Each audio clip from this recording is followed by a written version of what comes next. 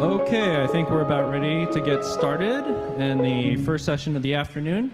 We have a session that's about policy, usability, a little bit more tracking, and HCI. So with that, Stephen, who was at Princeton University, is going to start the session for us.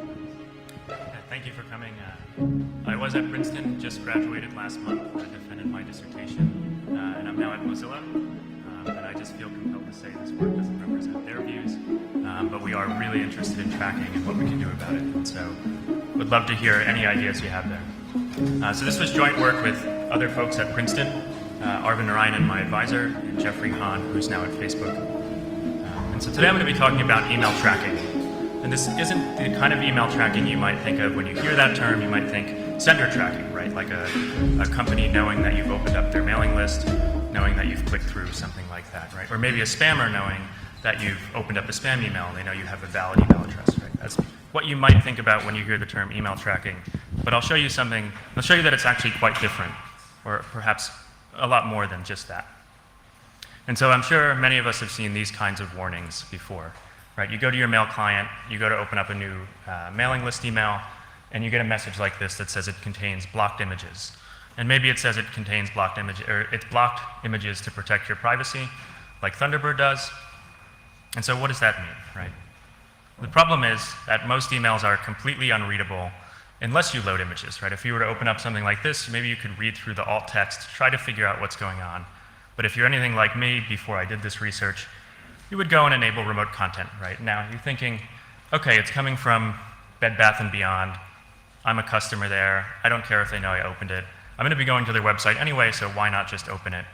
You know, it's not a big deal. We'll allow the remote content to load. And so the core question that this research is trying to answer is, what are the privacy implications of making this very simple decision? And so if I'm a user who wants to figure that out, one thing I could do is check the help page. For example, for Thunderbird, I can go and say, why is remote content a problem? They have like a learn more link if you go into the preferences. And they say basically what I summarized at the beginning of the talk, which is, you know, a sender is going to know that you opened up the message.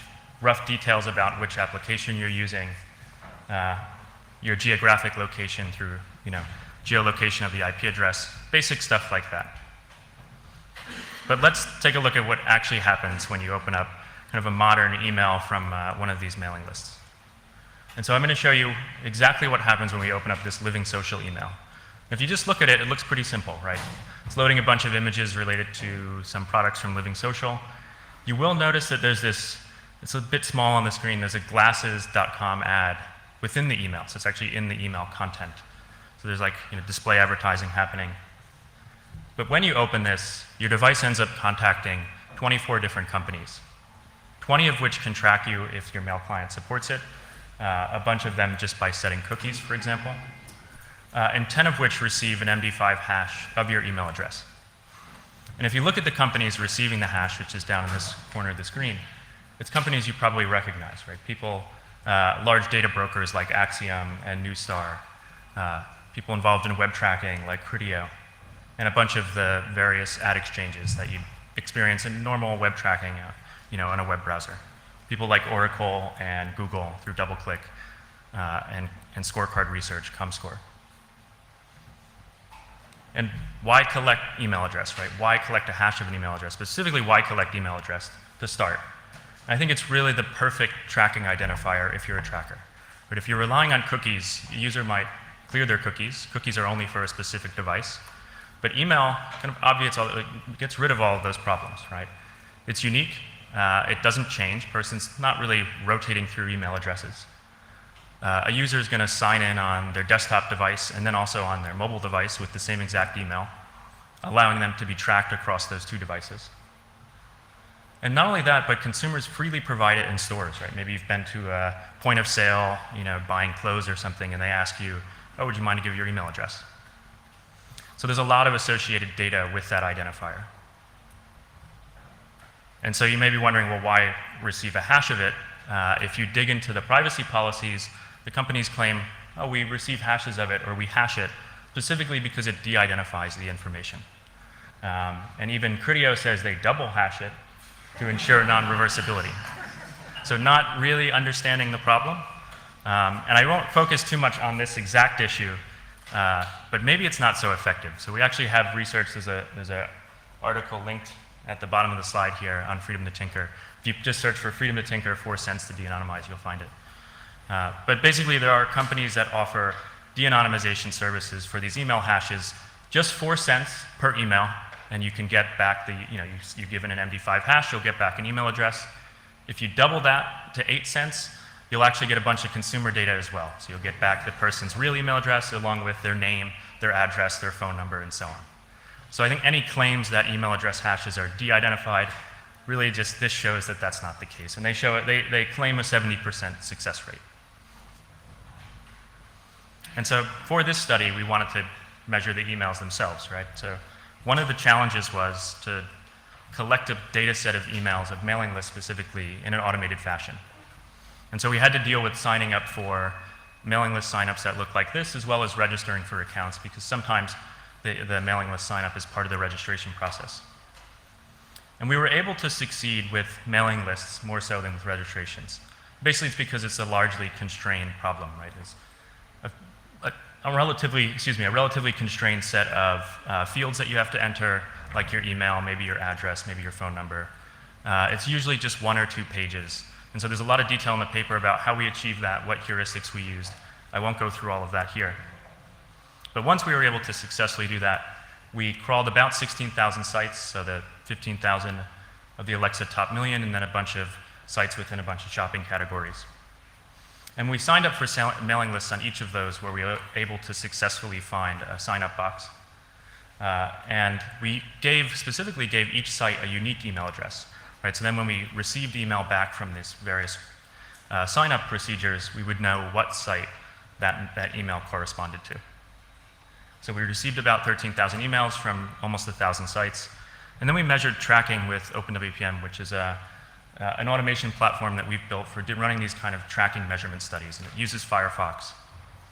And so what we were able to do is say, well, email tracking is approximately web tracking without JavaScript. So we could use that crawler that we built for the web We could disable JavaScript, we could disable referrers, and kind of make it seem like a webmail environment for the email. We could just render all of the received emails and then do network inspection to see who was setting cookies, if email addresses were leaking, if hashes of email addresses were leaking, and so on.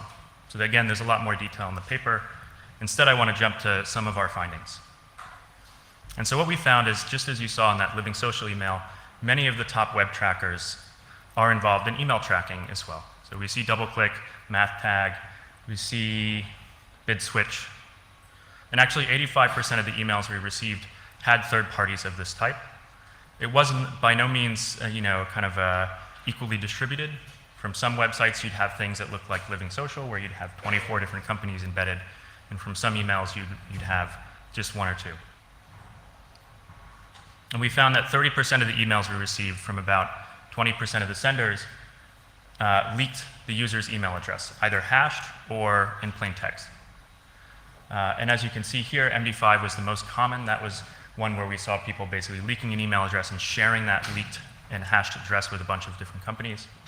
And then we saw a bunch of other ones, which SHA-1, SHA-256, and even some misuses where they could double hash that didn't seem to be intentional. And this is an example of how one of those leaks occurs, right? So the email itself contains a pixel like the first URL at the top of this slide, right? That's what's embedded. And that URL may contain the user's email address, does here, for example. And then that redirects, and in this case, redirects 12 different times to a bunch of different companies. And actually, just to say, it seemed like the companies were dealing with butting up against redirect limits in browsers, and so they actually would embed multiple pixels, which would redirect through a bunch of different domains. So they actually needed more than just 12 redirects to do this. And so in this case, you see it redirect to this LIADM, which is a live intent domain, and it contains 3 different hashes of the email address. And we don't really know exactly why that is. My guess is it's something like they want to be able to link to data which may be coming in associated with one of those hashes. And then they redirect to a bunch of other domains, which are sharing things like bidder IDs and UUIDs. So it's kind of holding an ad auction after that.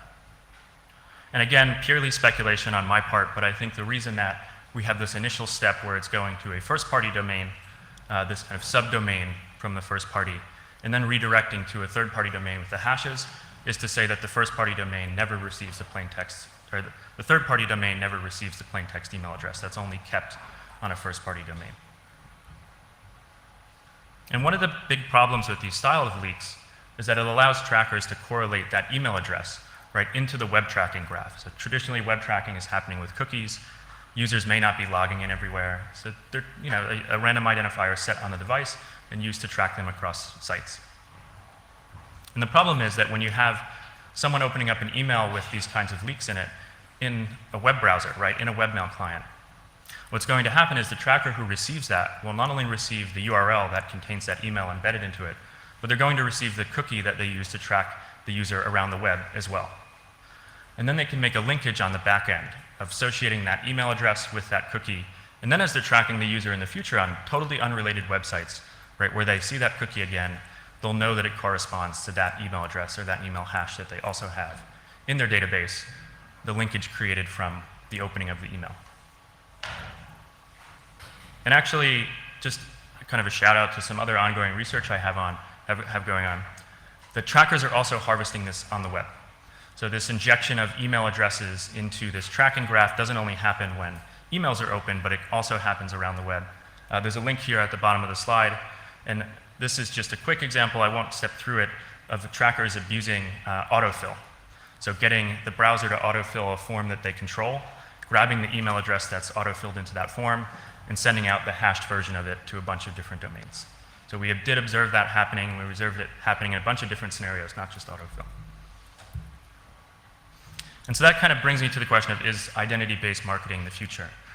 In terms of the emails that where there actually were leaking email addresses, 4 of the top 5 providers are involved in something that they market as like people-based or identity-based marketing.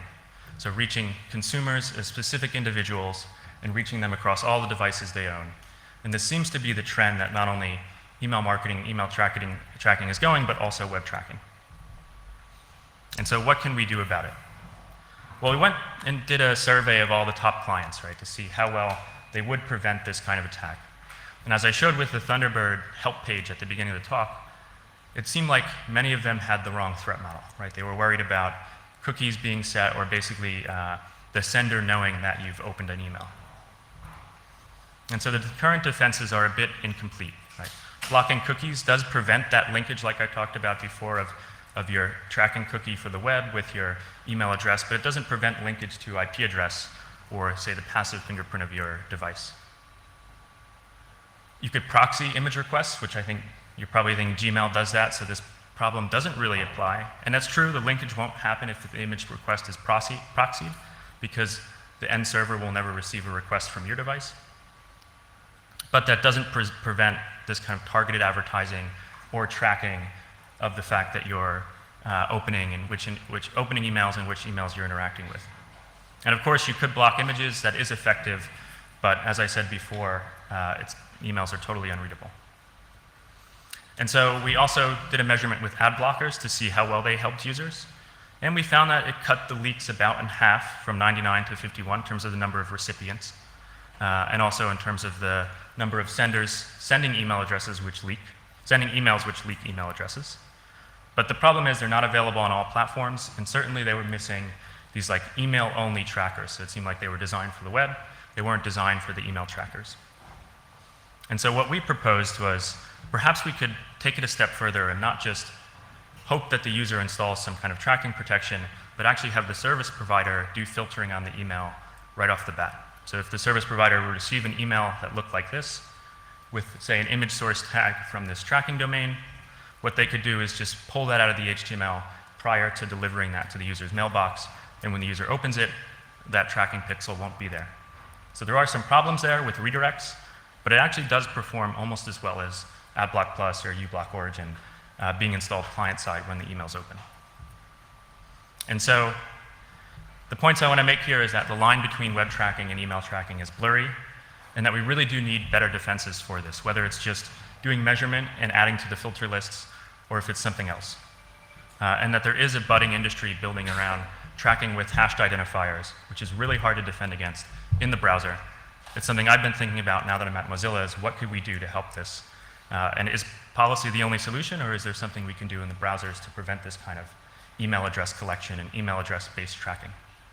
So thank you. I'm looking forward to your input and questions. All right.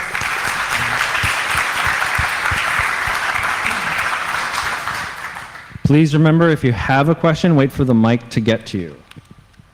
I have the mic. Thanks for your talk. So the suggestion at the end of having the provider alter my email before giving it to me seems a little A, unpalatable, and B, it'll break like authentication, like DKIM and anything that one might use to check that an email is authentic. Yeah, so I think the DKIM checks could happen prior to the provider doing this. This is really just the HTML that they present to you.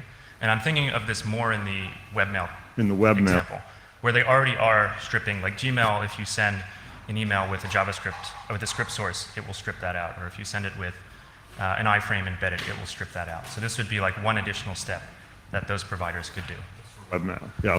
Yeah. I saw a question over here.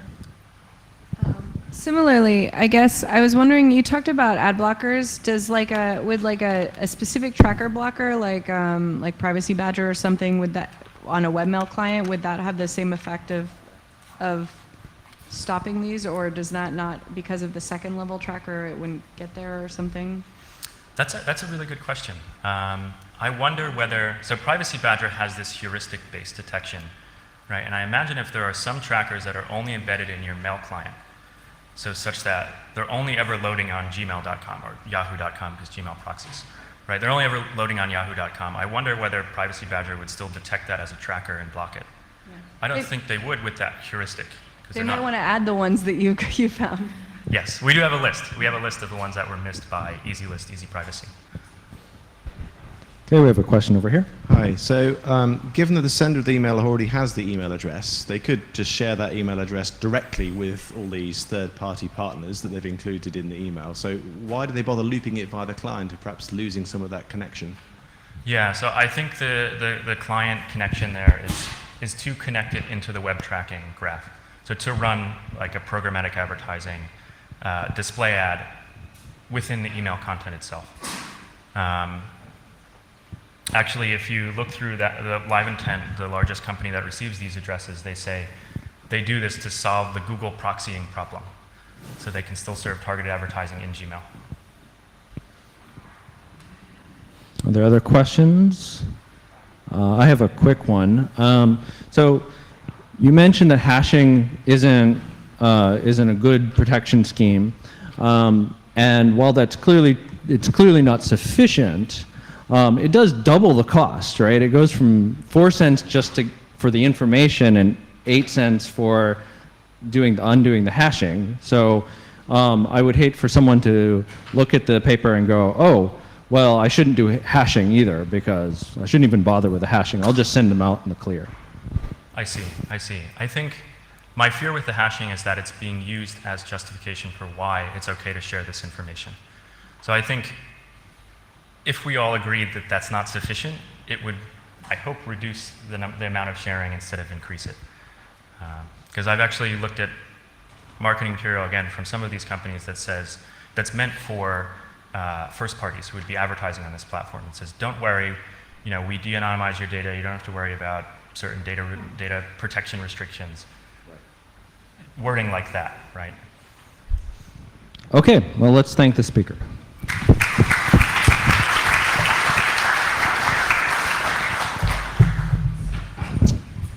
And next up, we have Erwin Reyes from ICSI in Berkeley, California.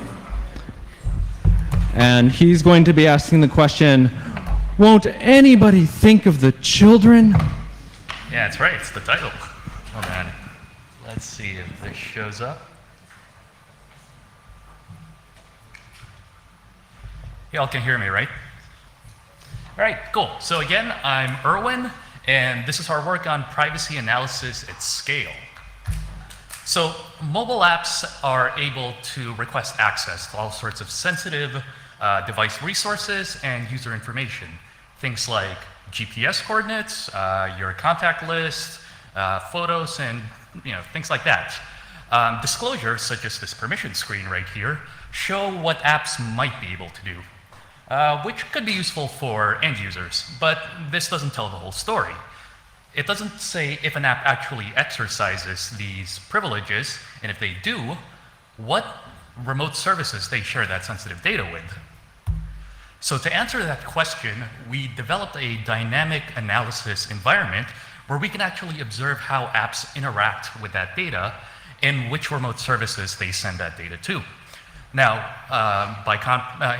compared to something like static analysis, we don't need to know anything about how an app is implemented. Additionally, all of the results from this system are actual empirical observations of app behavior, so there are no false positives. We accomplished this using tools we developed in 2 of our previous works. First, we have a custom Android 6 platform that we instrumented so we can monitor how apps use API calls to access those sensitive resources. And second, we have the Lumen privacy tool so we can analyze network traffic and see where that data is going to. In this environment, we're able to take any Android app, run it, and observe what the app does. But this being dynamic analysis, there is a bit of a missing piece. It's not enough for us to just run the app in this environment and just let it sit there on its initial screen. We actually have to progress the app somehow and do so in an automated manner for scalability. And we accomplish that using a tool that's included in the Android SDK called the Exerciser Monkey. Now, the monkey is pretty dumb. It just generates random taps and swipes with no regard for what's on the screen. In early testing, we found that, at least when it comes to children's apps, the monkey did about as well as undergraduate volunteers 60% of the time. There are more details in the paper if you'd like to know more. So we packaged up this environment and deployed it onto a cluster of physical smartphones that we run 24/7, just constantly churning through apps. This environment lets us see how apps access and share all sorts of information available on the device, from personal information like the owner's name or geolocation, to a whole range of persistent identifiers on the device, like its IMEI or hardware ID. Now, as a case study for this system, we decided to look at how well mobile apps are abiding by the Children's Online Privacy Protection Act, or COPPA for short. Now, COPPA is one of the few comprehensive privacy regulations in the United States, and it governs how online services, such as apps, collect data about children under 13 years of age. It places prohibitions on the collection of personal information like geolocation, contact info, photography, audio. It prohibits building behavioral profiles of children over time and across different services, something that's enabled by persistent identifiers. It requires that parents give consent before apps can collect data. Now, verifiable parental consent might take on the form of something like credit card verification or a phone call, among other methods. It also asks that app developers and service providers take reasonable steps to protect the security and privacy of end users. And this thing has teeth. Violations can be pretty costly for companies that don't meet these requirements. And indeed, the US Federal Trade Commission has brought cases against developers of children's apps for violating COPPA. So for example, in 2015, app developers LAI Systems and RetroDreamer were fined $360,000 for sharing persistent identifiers from children with advertising networks. And it's not just app developers that are covered by COPPA. The third-party SDKs that developers include in their products can be held liable as well. Now, they may include these SDKs for such purposes as graphics engines, communications, analytics, or advertising. For example, in 2016, the advertising firm InMobi paid nearly a $1 million fine for collecting location data from children. So we have this system and we have this law. How do we find products to evaluate for this? Well, luckily for us, in the Google Play Store, there's this handy family heading, which such child-specific categories as ages 6 through 8 and pretend play. Apps that are listed under the family category have opted into the Design for Families program, or DFF for short. Now, DFF allows developers to specify that, yes, they do intend to have children under 13 years of age in their audience, whether exclusively so or as part of a larger audience. In DFF, Google reserves the right to reject or remove apps that it deems are not relevant to children under 13 years of age. Additionally, DFF's terms require developers to affirm that not only are their apps COPPA compliant, but so too are the third-party SDKs that they bundle in the apps. So between November 2016 and March 2018, we continuously crawled the Play Store for apps, and we identified 5,800 free apps that are participating in the Design for Families program. On average, these apps had 750,000 installs apiece, and our corpus represented nearly 1,900 different developers. So we took these apps, ran it through our system, and we found the majority of them are in potential violation of COPPA. We define potential violations as falling under one of four broad behaviors: whether they collected personal information without parental consent, whether they enabled behavioral advertising through the misuse of non-resettable identifiers when resettable ones are available, whether they integrated third-party SDKs that may not be COPPA compliant themselves, or whether they failed to take basic security measures to protect end users. Now, sorry. Note that these percentages don't add up to 57%, and that's because many apps were actually observed, committing more than one of these. So for the rest of this presentation, I'm going to go over the details for these. So we found apps that were accessing email addresses, phone numbers, and find geolocation data in this corpus. Recall that we have a dumb monkey driving these apps. What it does cannot possibly constitute verifiable parental consent.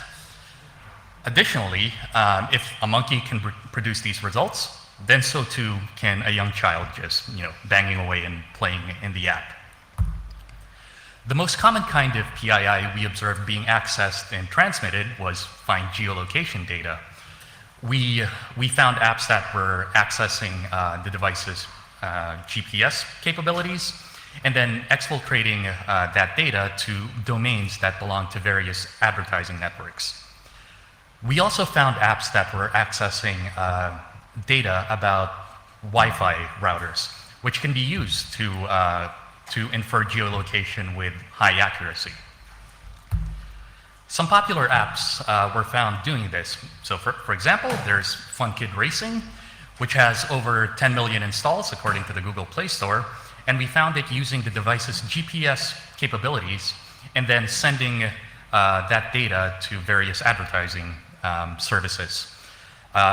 For the developer of this app, we found that they had 82 apps that were listed under Design for Families. 81 of them were seen engaging in this behavior. Less common was collecting contact information, so email addresses and phone numbers. But still, we saw this happening.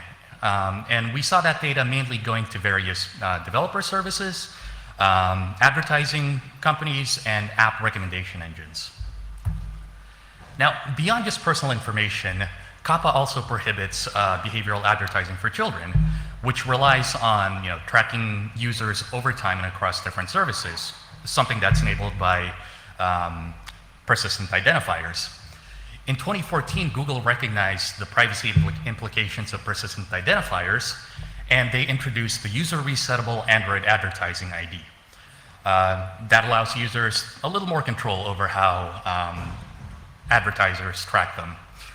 Since then, Google has required developers and advertisers to use the AAID in lieu of non-resettable identifiers such as the IMEI or the Wi-Fi MAC address. Still, we found a large chunk of DFF apps sharing the AAID alongside another non-resettable identifier, which totally defeats its purpose. Among advertising services, we found that compliance with this policy varied widely, from Chartboost, who only basically took it as a suggestion, to Google's own DoubleClick, and they followed their own rules. And as noted before, it's not just app developers that are subject to COPPA. Third-party SDKs themselves have been found liable.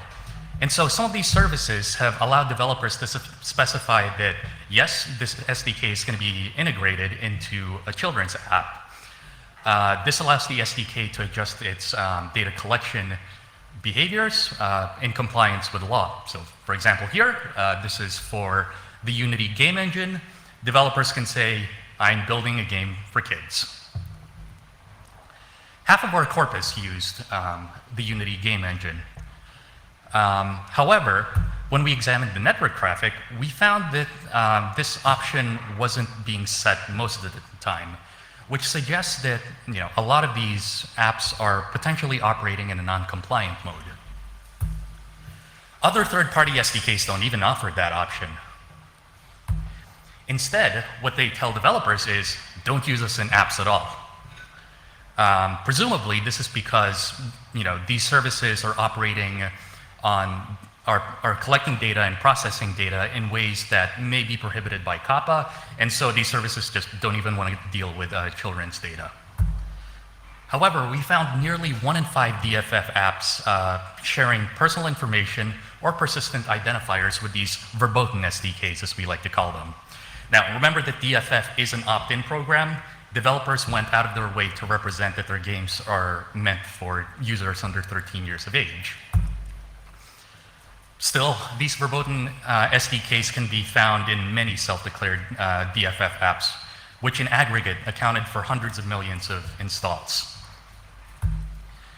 And when it comes to sharing sensitive data, COPPA requires these apps and services to do so in secure ways. So for the purposes of our research, we took that as something as simple as using encrypted HTTP. Still, we found 40% of DFF apps transmitting identifiers and personal info without taking that measure. So again, between the collection of personal info without verifiable parental consent, the use of persistent identifiers, even when user resettable ones are available, integration with potentially non-compliant third-party SDKs, and failure to implement basic security measures, we found that a majority of Design for Families apps are in potential violation of COPPA. So that sounds pretty bad. These potential violations are widespread. So you might be asking, where are the enforcers? Well, regulatory agencies like the FTC understandably have finite enforcement capacity. Now, COPPA recognizes this and has a provision that allows industry to self-regulate through safe harbors, such as these 7 on the screen. App developers can submit their products to these safe harbors, who then review and certify their apps for COPPA compliance. So we looked at those safe harbors websites and figured out what apps and companies they might cover. And we found that they really weren't any better than DFF apps as a whole, and might be worse in some cases. So for example, RailRush, which has over 50 million installs, was reviewed by Children's Advertising Review Unit. And we observed that not only was it sharing fine location data without parental consent, it was sharing that data with the analytics service Amplitude, whose own terms say don't use it in children's apps. So given all these results, what do we think can be done? Well, we offer recommendations to the stakeholders in the mobile app ecosystem. First, developers need to be careful when selecting the SDKs they integrate with. They need to use compliant SDKs, and when they do that, they need to ensure that they use options, any options that are available for compliance. On the other side of that equation, the third-party SDK providers need to enforce their own terms, especially if they're behavioral advertising companies that may be dealing with children's data. Platform providers such as Google are the principal gatekeepers in this space. They're in a position to, for example, use our techniques in their pre-release app testing to identify these problems ahead of time. And I just wanted to point out that one of the verboten SDKs we identified was Crashlytics, which is also owned by Google. So they're in an excellent position to address this. And finally, for regulators, researchers, and the public at large, we make all of our results available on our website, appcensus.mobi. Ultimately, though, we believe that our methods and results reveal an opportunity for the other stakeholders, the developers, the SDK providers, and the platform providers to step up and address what's truly a privacy issue at scale. And with that, I'd like to thank you, and I'll be happy to take questions.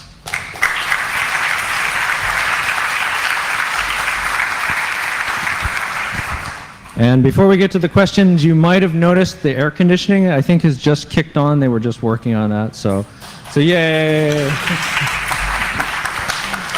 And first question. Hi, thanks for your talk.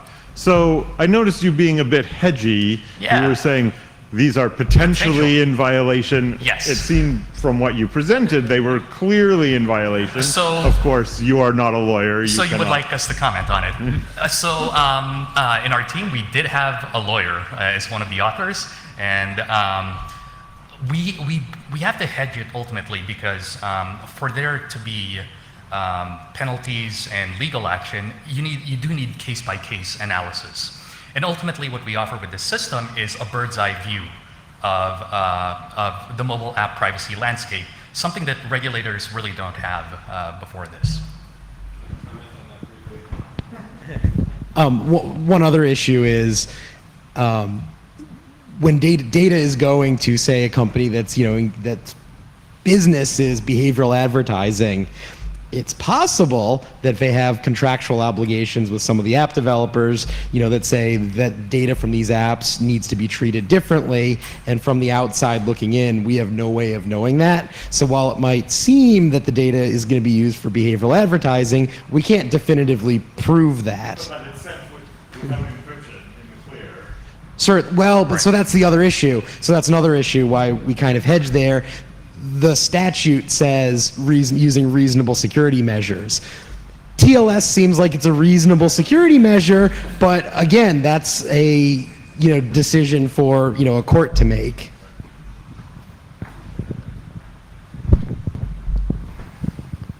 Hi, this was really great. Thanks.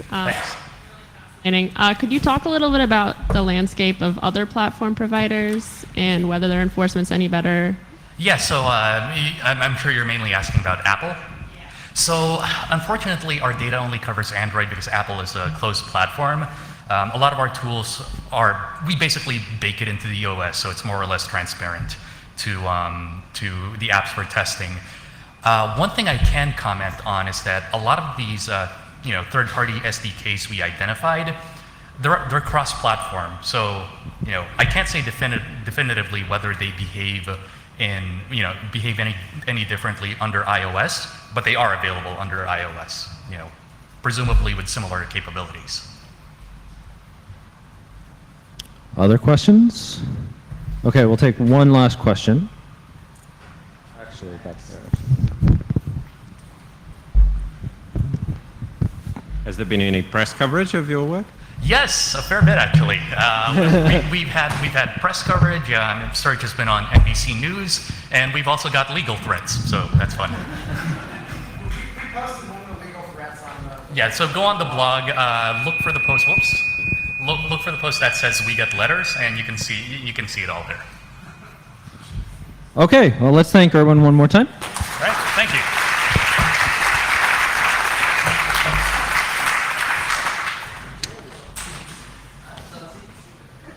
And Joel was on CBC, for those of you who couldn't hear it. All right, so for the final speaker of the session, we have Maggie Oates from Carnegie Mellon, who will be talking about traditional pets topics like turtles, locks, and bathrooms.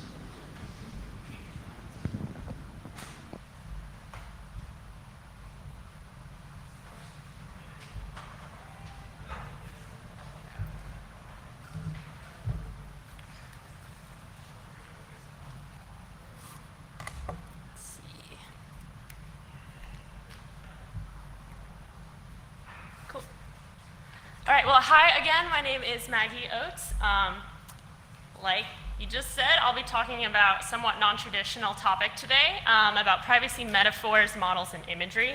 But before I get to that, I'm going to motivate this conversation by talking about what mental models are and why they're interesting.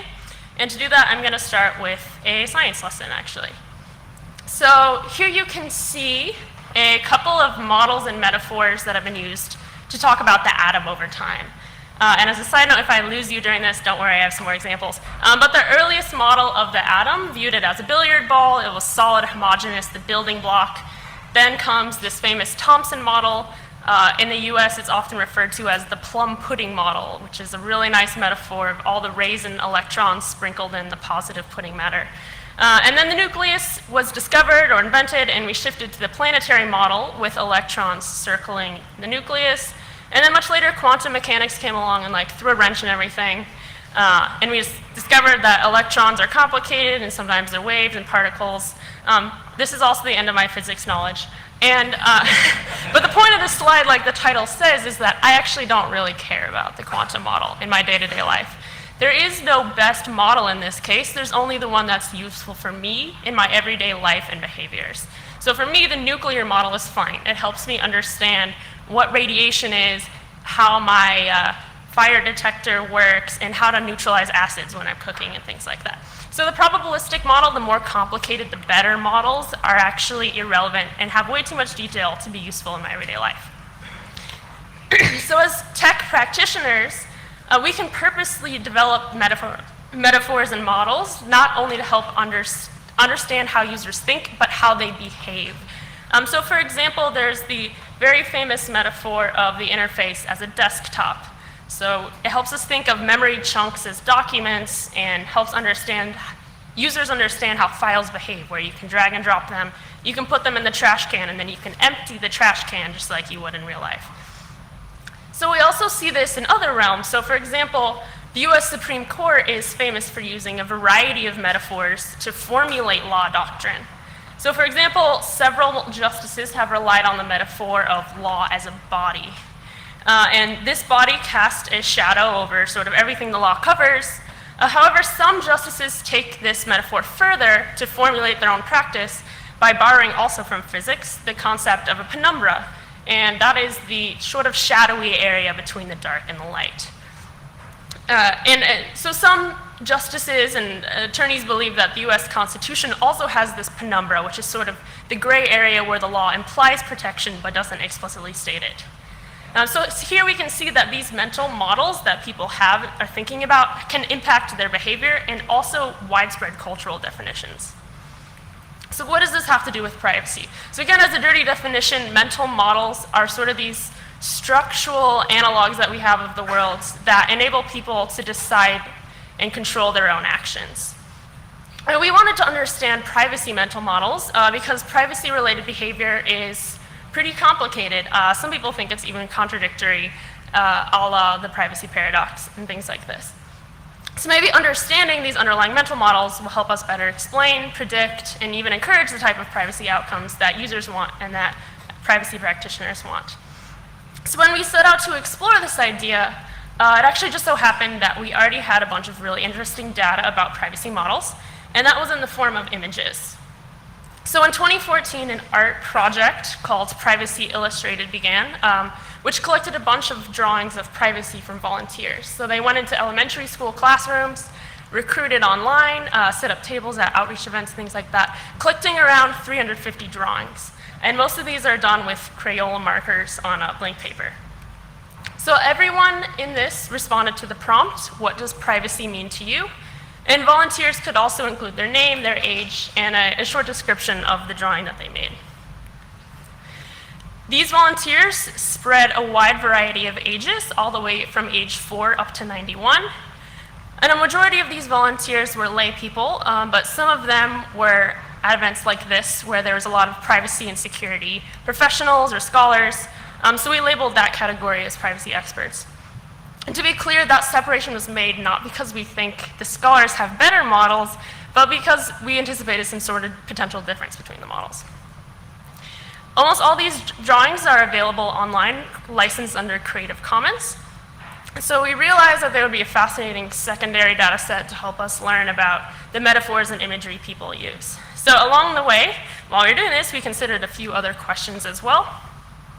So first, what I was saying, what are the metaphors and imagery that can be used to represent privacy? Secondly, what can be visually represented, that is, what is possible? As you can imagine, it's probably hard to draw an electron as a wave and a particle at the same time, so there might be similar analogs in privacy as well.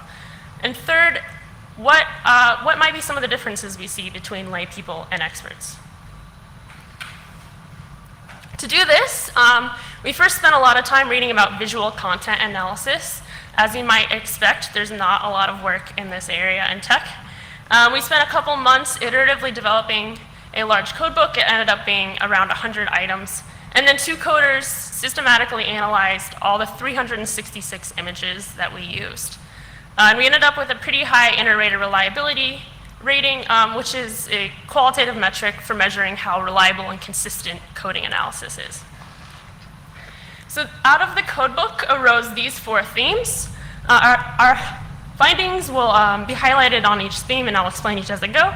But note again that I'm covering just a few very high-level findings, and there's a lot more interesting meat in our paper. There's a lot more details and images and quotes, as well as for this audience, there's a lot more numbers and quantitative analysis in the paper.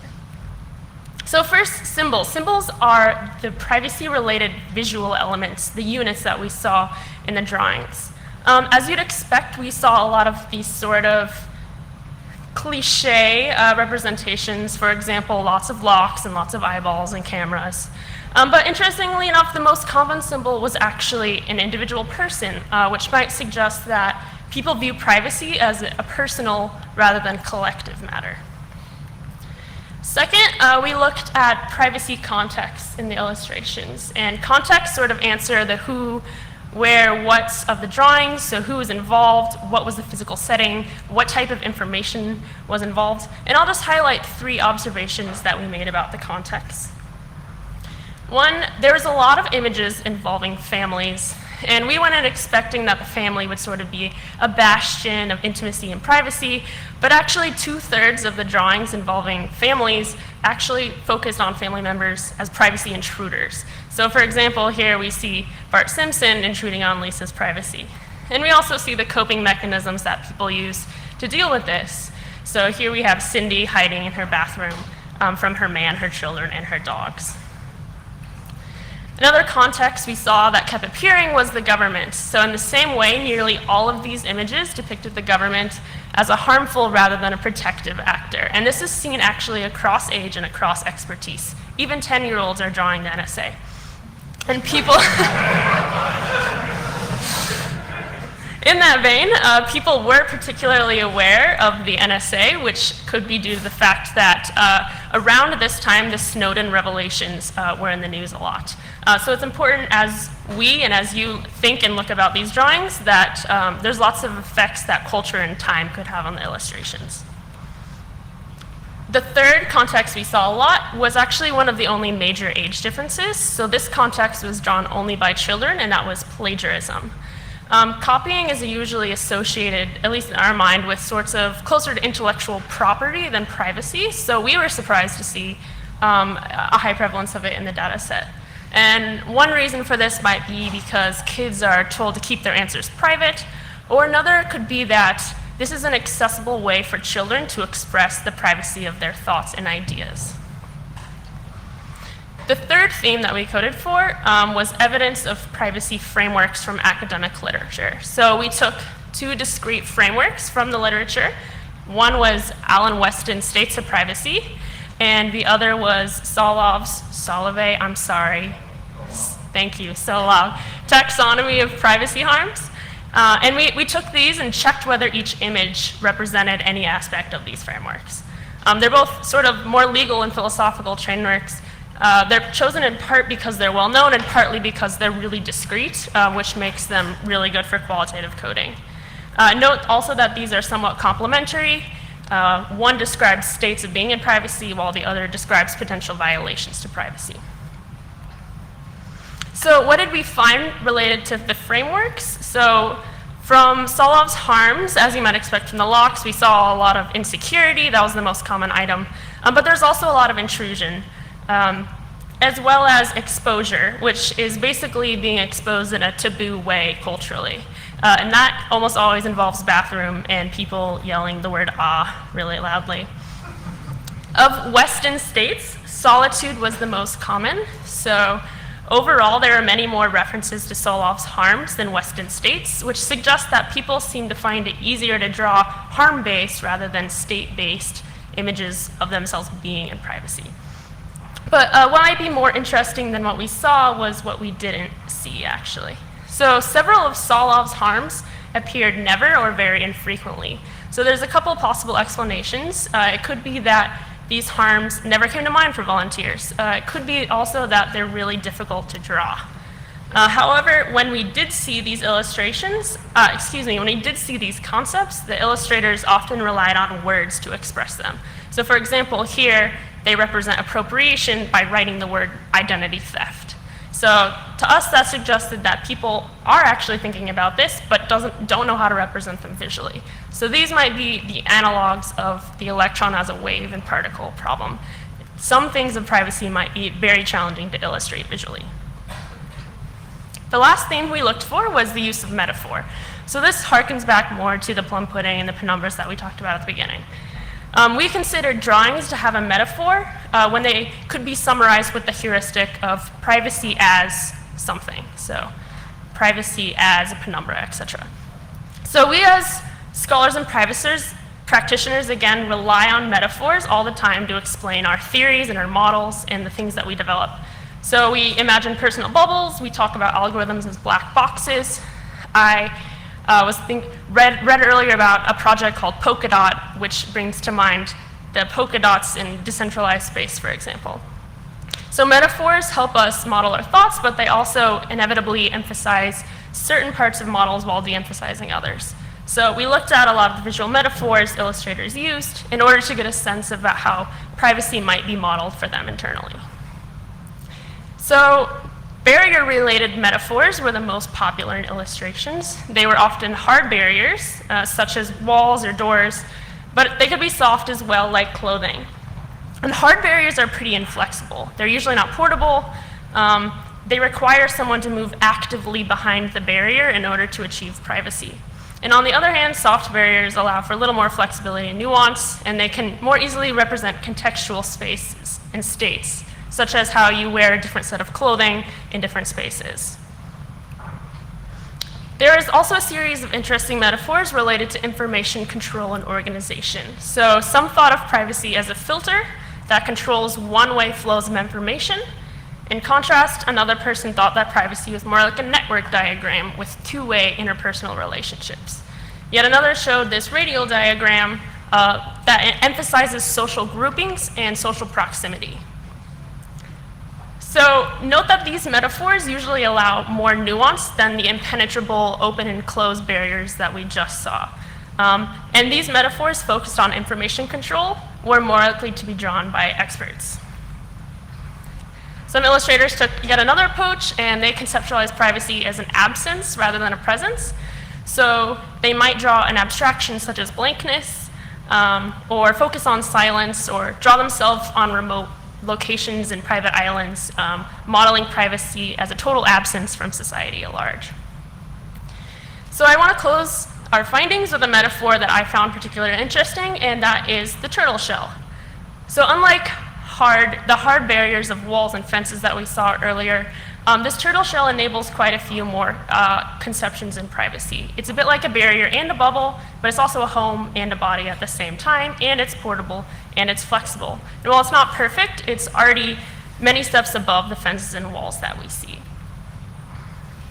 So what did we learn? Again, we saw a lot of privacy as individual. We saw a lot of public-private binary divides, which preclude the notion of possible publics.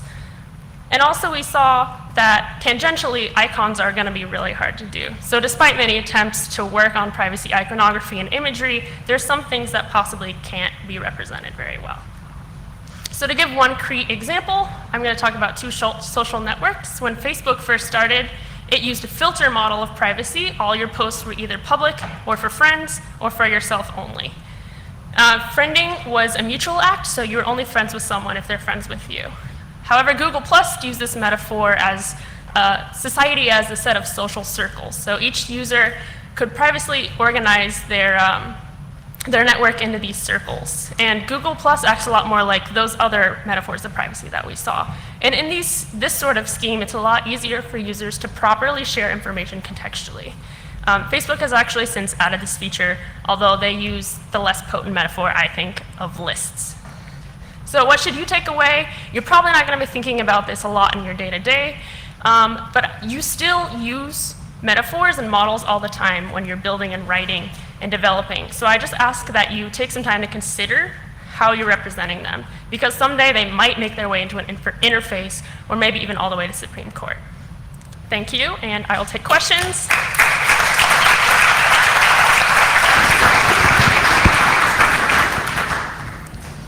Any questions? There's one in the back.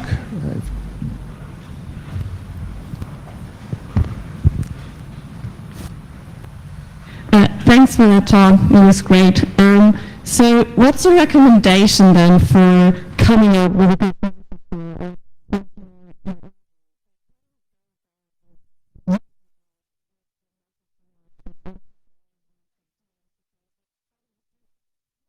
That's a great question.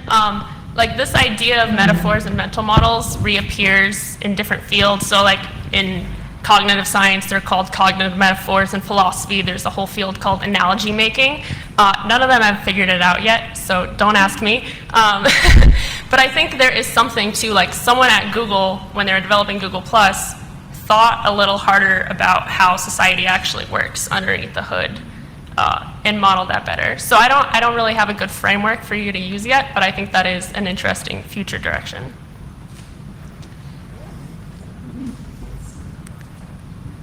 Other questions? So the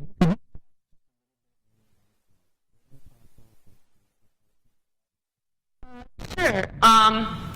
So like I said, there's not a ton of really well-defined methodology for how to do visual content analysis. A lot of that is actually in art history, a lot of which wasn't that useful to us. So we kind of drew inspiration wherever we could get it.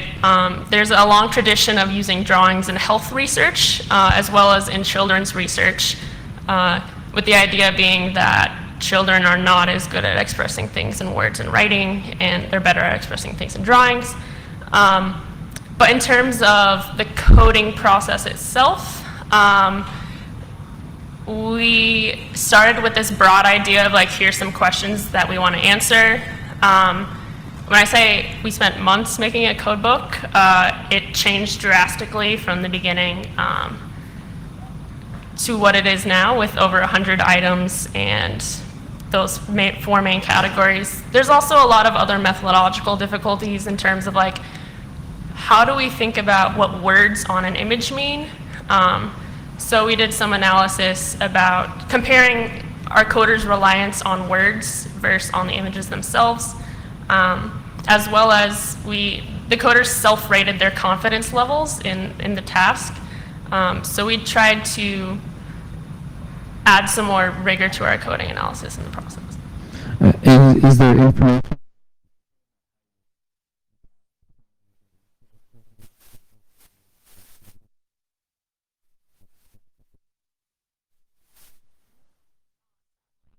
I'm happy to talk offline about it. So for example, something that was in the original code book that didn't make it here was that one of our first impressions was there's so many privacy violations, like so few people drew privacy, they drew an absence of privacy, that we were originally going to do an analysis of, like, what type of violation it was, what sort of data was being violated, and who the actor was, how much control the person took in response to it, etc. Okay.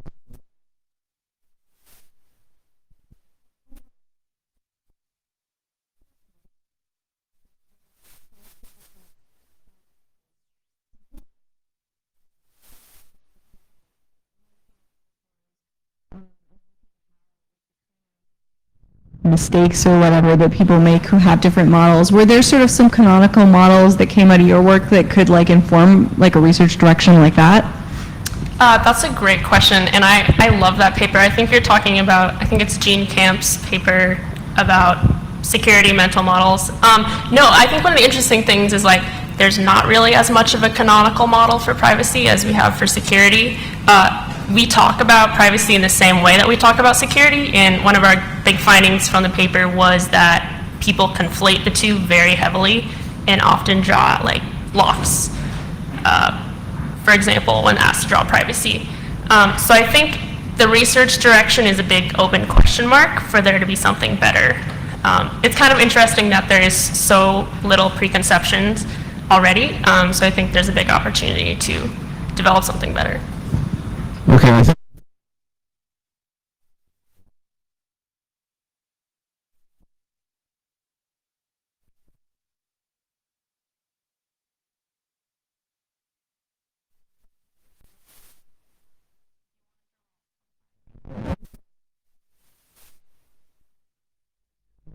that question and haven't talked to me yet, please do research.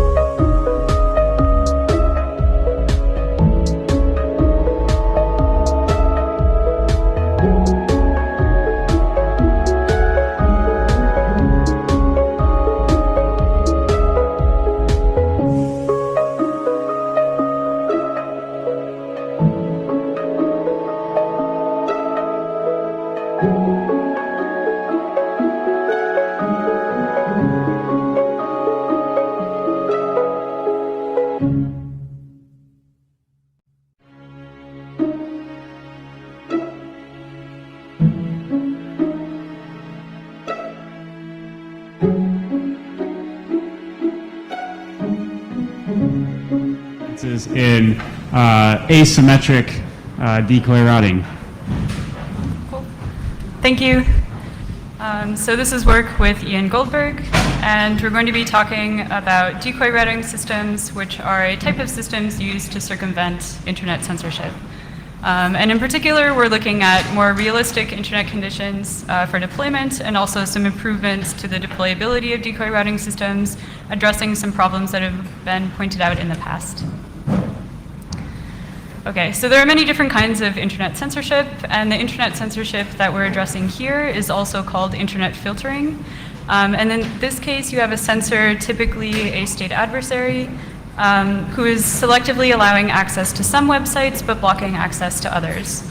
And so, for example, they may allow access to a site full of cute cat pictures, but block access to a site containing news or current events. And so the censorship happens in a variety of different ways. So there are some more simple methods that were used earlier, such as IP address filtering or domain name filtering, also still in use. But some more advanced methods that have arisen due to the development of censorship circumvention systems, which are aimed at blocking access to these circumvention systems in particular. And so because of these more advanced techniques, this has necessitated the iteration of introducing new censorship circumvention systems that are more resistant to these types of techniques.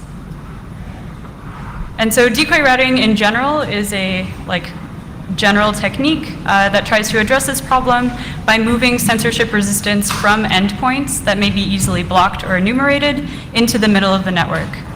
And so how decoy routing works is a user who still has the ability to access some sites outside of the censor's area of influence, so who still has the ability to access these sites with cute cat pictures, will then pass through the censorship circumvention system as their network traffic goes to these unblocked sites. And so the system itself is deployed at internet routers owned by ISPs or autonomous systems. And these routers allow a user to steganographically communicate with them and therefore access content from sites that have been blocked. So in general, we look at some of the deployment challenges associated with these systems. As you can imagine, since we are relying on internet service providers to deploy these systems, there has been a lot of resistance to deploying them. So in general, the first point looking at asymmetric solutions has to do with the fact that when you access a website, typically your traffic passes through a different set of routers on the way to the website as on the way back. So we need to build systems that allow for this kind of thing to happen. And then as far as deployability, we introduce a tiered deployment option, so looking at lighter weight systems that require these routers to do less work, and also looking at reducing the number of heavyweight routers or heavyweight deployed relay stations that require the routers to do a lot of work in order to circumvent censorship effectively for any given region. We also do an evaluation on the impact that this could have on the quality of service of regular traffic passing through the routers. And also look at off-the-shelf hardware that could be relatively easy for an ISP to purchase and deploy, and the impact that an implementation of the system using this off-the-shelf hardware has on the security properties of the system itself. And so I'm going to be talking about a specific decoy routing system, Slitheen, here a lot, but all of these contributions can also be applied to existing systems. So in particular, our asymmetric solution applies to all previously symmetric systems. And the measurements themselves, even though they are Slitheen specific, lessons can be learned from them and applied to other systems, especially since Slitheen tends to be on the more heavyweight side. And so its impact might be more than other systems. Okay, so now I'm just going to give a brief overview of how decoy routing works, so how this communication with the router actually works and with the client, and how the censorship-resistant traffic can go between the client and these sites that have been blocked. So the way we do this is through two different phases. The first phase is called the tagging phase, and this serves two purposes. The first purpose is to communicate from the client to this router that they wish to participate in the censorship circumvention system. The second purpose is to leak the TLS master secret to the router, allowing it to man in the middle of the traffic. And of course, this is done in a way such that the censor cannot detect it as happening, and also a way in which the client's traffic is still secure. So we do this by modifying the TLS handshake, and we do so in 3 different areas, which are highlighted. So the first area, which is very critical to the system, is the client hello random nonce. This is a 32-byte nonce in which we have the client perform a public key exchange with the router. And so when the router receives this client hello nonce, they will have a shared secret between them and the client, and they will also know that the client wishes to participate in the system. We then have the client generate their private key exchange parameters from this shared secret between them and the relay station. And then we also modify the finished message that comes from the uncensored site to the client. And the purpose of this is just to notify to the client that this session is a decoy routing session and it's safe to use for censorship resistance purposes. So after the tagging phase is complete, the decoy router knows that a client wishes to use this TLS session for censorship resistance purposes, and it's also able to man in the middle of the traffic and can therefore read all of the traffic going between the client and this uncensored site.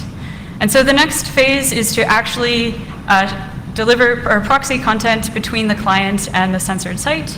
And in Slitheen in particular, this happens by having the client issue valid HTTP GET requests to the uncensored site, and then including upstream information to the censored site or the covert site in additional headers of the HTTP GET request. The router can, of course, read all of this, and so can extract that information and form a connection to the covert site.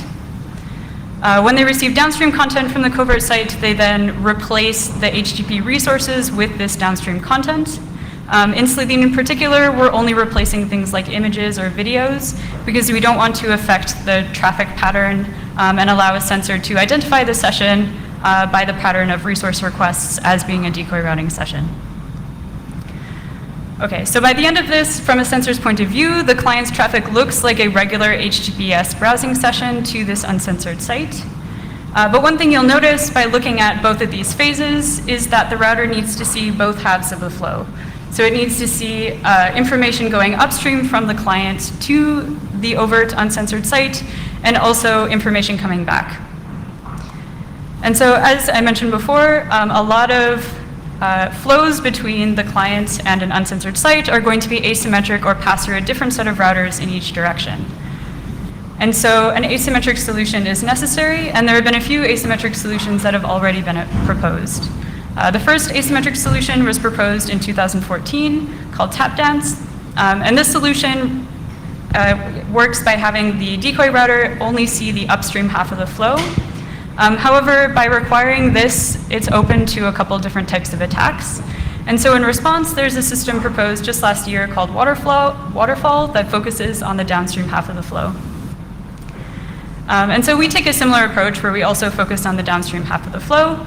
And if you look at the types of information that the decoy router needs, it makes sense to focus on this half. So in particular, the client hello random nonce, which is the initial message that informs the decoy router that the client wishes to participate in the system, is the only piece of information in the upstream half of the flow that the decoy router needs. So a key observation that we make is that if the downstream station can receive or compute this upstream client hello random nonce, it can then complete the tagging procedure, so it can recognize that the TLS session should be used for decoy routing, and it can also compute the TLS master secret. So while Waterfall uses a separate, somewhat out-of-band registration procedure for this, we take a slightly different approach. So we introduce this notion of having both upstream decoy router stations and also downstream decoy router stations. And so when a client makes a connection to an overt or uncensored site, these upstream stations are merely going to gossip the client hello random nonces to all nearby downstream stations. So they don't even need to check to see whether or not they recognize the client hello random nonce. They can merely gossip every client hello random nonce they see, along with some additional information such as the server IP and a list of cipher suites that a downstream station can then use to later detect to see whether or not they do in fact exist on the downstream half of the flow. When traffic comes back from this uncensored site to the client, a downstream relay station will hopefully recognize it by the server IP, and they can then use this client hello random nonce and then all of the subsequent downstream messages from this uncensored site to calculate the TLS master secret. However, it is very likely that this gossiped message will not arrive to the downstream relay station in time. And in this case, we allow a client to iteratively make subsequent connections, TLS connections to this uncensored site. And each subsequent connection will have the shared secret between the client and the relay station depend on the previous one. So when the downstream relay receives a client hello random nonce, even if they don't receive it in time, they have then received it in time for a subsequent TLS session. When they see another TLS session between the client and this server IP address, they can then compute the TLS master secret and use that session as a decoy routing session. The proxy phase, which occurs after the tagging phase, is somewhat similar. So by this time, the downstream relay station has already met in the middle of the flow and has already communicated with the upstream relay station that they have, in fact, recognized the decoy routing tag and that this flow has been tagged specifically for them. And so for this, we use a challenge response protocol. There are two reasons for this. The first being that it protects client privacy, so that we're not gossiping information about the client before the downstream relay station proves that they can recognize it.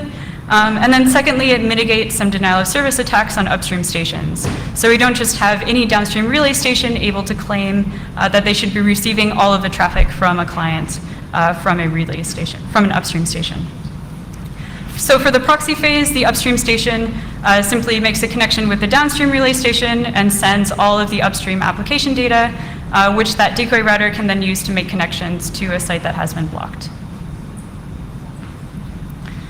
So we looked at the overhead that this induced because we are, of course, gossiping all client hello random nonces for all TLS sessions. And the overhead depends on the number of stations you are gossiping to, as well as the base rate of tagged TLS flows. So there's the overhead induced by gossiping every client hello random nonce, and also the overhead induced by sending all of the upstream TLS application data to the downstream station. Since the base rate of decoy routing sessions is pretty low, this second type of overhead is negligible. And the first type of overhead is dependent on the number of stations, but for 10 stations is only sending an extra 0.05 times the bandwidth that a router would typically receive. And so these coefficients are calculated from a KIDA dataset of the rate and amount of traffic that routers typically receive for different types of protocols. Okay, so as I mentioned before, this can be applied not only to Sylvine, but to all previously symmetric decoy routing systems. And in particular, what it does is it adds asymmetry onto previously symmetric systems without affecting any of the security properties. So what we saw before with Tapdance was this trade-off between asymmetry and security. However, with this approach, we have asymmetry layered on top of secure systems without affecting the base features that they have. Okay, so moving on to the next contribution. Another thing that we wanted to look at was how we could use off-the-shelf hardware to deploy decoy routing systems onto routers. And so there are two main questions we wanted to ask. The first being whether or not deployment of decoy routing systems affects the quality of service of traffic that passes through these routers. And in particular, we wanted to see whether or not it affects non-decoy routing traffic, so regular traffic that isn't censorship resistant. And this is a concern that has been raised by internet service providers when approached and asked whether or not they'd be willing to deploy decoy routing systems on their infrastructure. The second question we wanted to ask was whether or not the deployment of the system using hardware added any latency to decoy routing sessions. So this is specifically for censorship-resistant traffic. So whether or not the latency of the system allows a sensor to selectively block only decoy routing traffic and therefore effectively block access to the censorship-resistant system. So for these experiments, we wanted to mimic a realistic deployment setting. So we used a deep packet inspection box, which was off-the-shelf hardware, that our relay station is attached to, or a decoy router. And we passed a representative amount of traffic through this box. So we passed HTTPS, HTTP, TCP, UDP, DNS traffic according to statistics from KIDA through this box. And then we had our decoy routing client accessing the decoy routing system through it as well. So for the first set of experiments that were concerned with looking at the impact on quality of service, we found that there was an impact, so an impact on non-decoy routing flows. It was somewhat small, and it seemed to be mostly concentrated around this recognizing of the tag in the client hello random nonce. We also note that we didn't do a lot of optimization in the source code, so it could be that this number could in practice be much lower if we spent more time working on the code. For the rest of the traffic, so for all just overall TCP round trip times, the impact was very small, 0.4 milliseconds. For detecting Slitheen flows, we wanted to look at what a sensor would realistically do, so we looked at a combination of precision and recall. So precision being whether or not they could select only Slitheen or decoy routing sessions, and recall being how many decoy routing sessions could they find. Typically, sensors like to have a balance of these two, and so we looked at the F-score, which is the harmonic mean of these two values. And we found that with a base rate of 10 to the -3, which is probably reasonably realistic for the amount of decoy routing sessions compared to regular traffic, the ability of a sensor to distinguish between decoy and non-decoy sessions is very, very low. So it's unlikely that a sensor will be able to detect the system based on latency alone. So in summary, our contributions were to look at an asymmetric solution to previously symmetric decoy routing systems without sacrificing any of their security properties, and also on the impact on quality of service that a deployment of these systems would have at a router deployed in the network. And then we also, through our asymmetric contribution, have this tiered deployment model where internet service providers can choose to deploy a lightweight upstream station or a more heavyweight downstream station. And we need much fewer downstream stations deployed in general. So this is likely to make it easier to deploy a very small amount of relay stations in order to effectively cover a particular region. So I thought I'll take any questions. Thank you.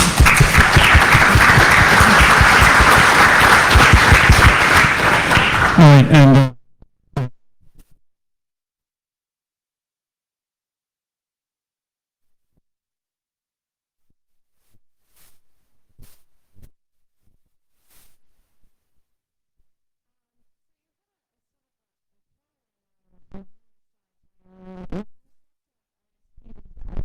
about deployment, they mentioned that these sort of the quality of service is a big concern.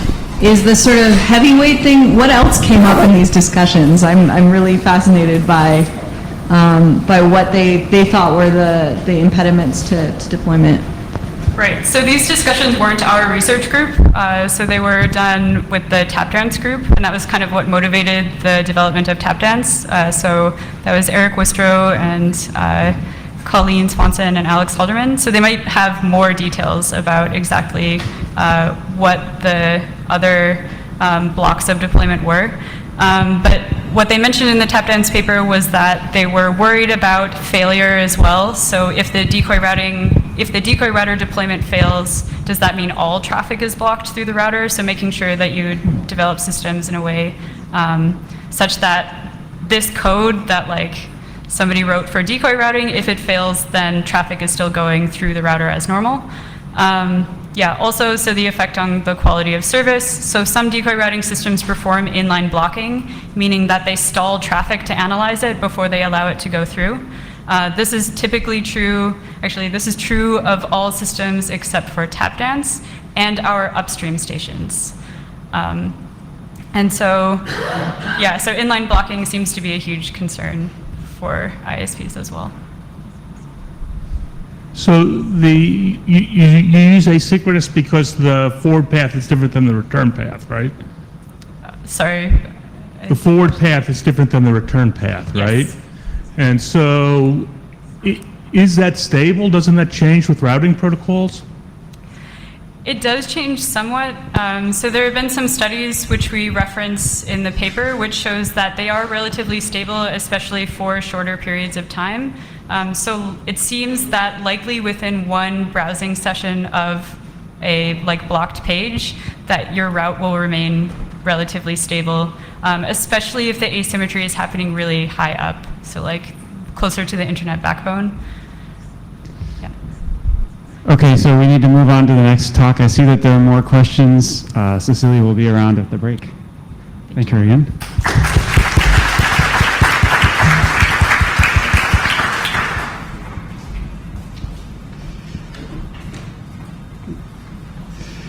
So our next speaker is Alex, and Alex is going to be telling us about Privacy Pass, which is sort of about censorship on the server side as opposed to the network. Cool.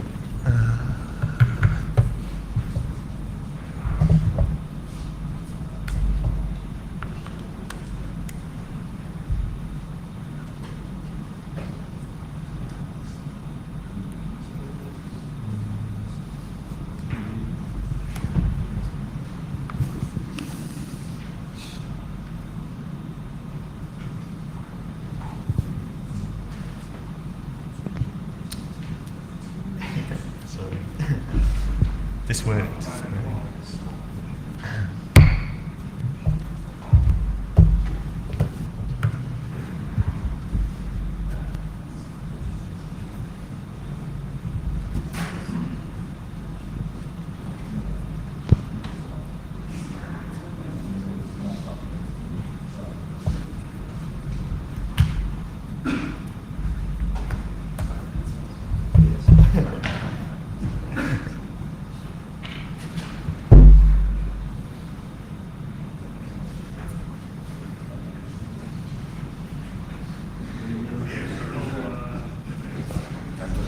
Maybe someone should be trying getting the data onto another laptop.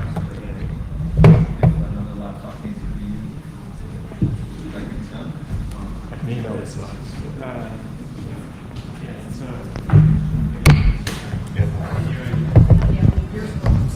Yeah, so maybe while that's happening, we can switch and Junhua can give her talk.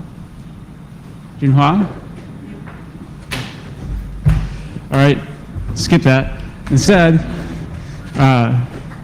we will maybe have Junhua talking about website fingerprinting. Maybe it works with mine.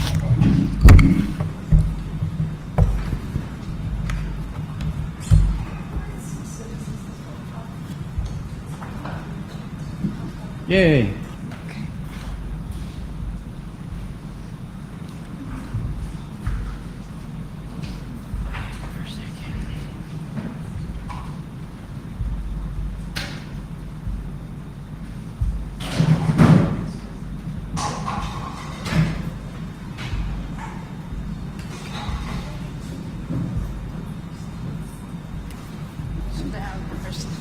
All right, welcome Junhua.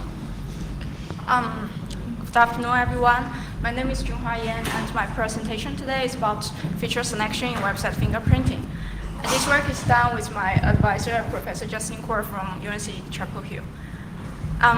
Website fingerprinting aims at determining the visited website by inspecting network traffic on client side.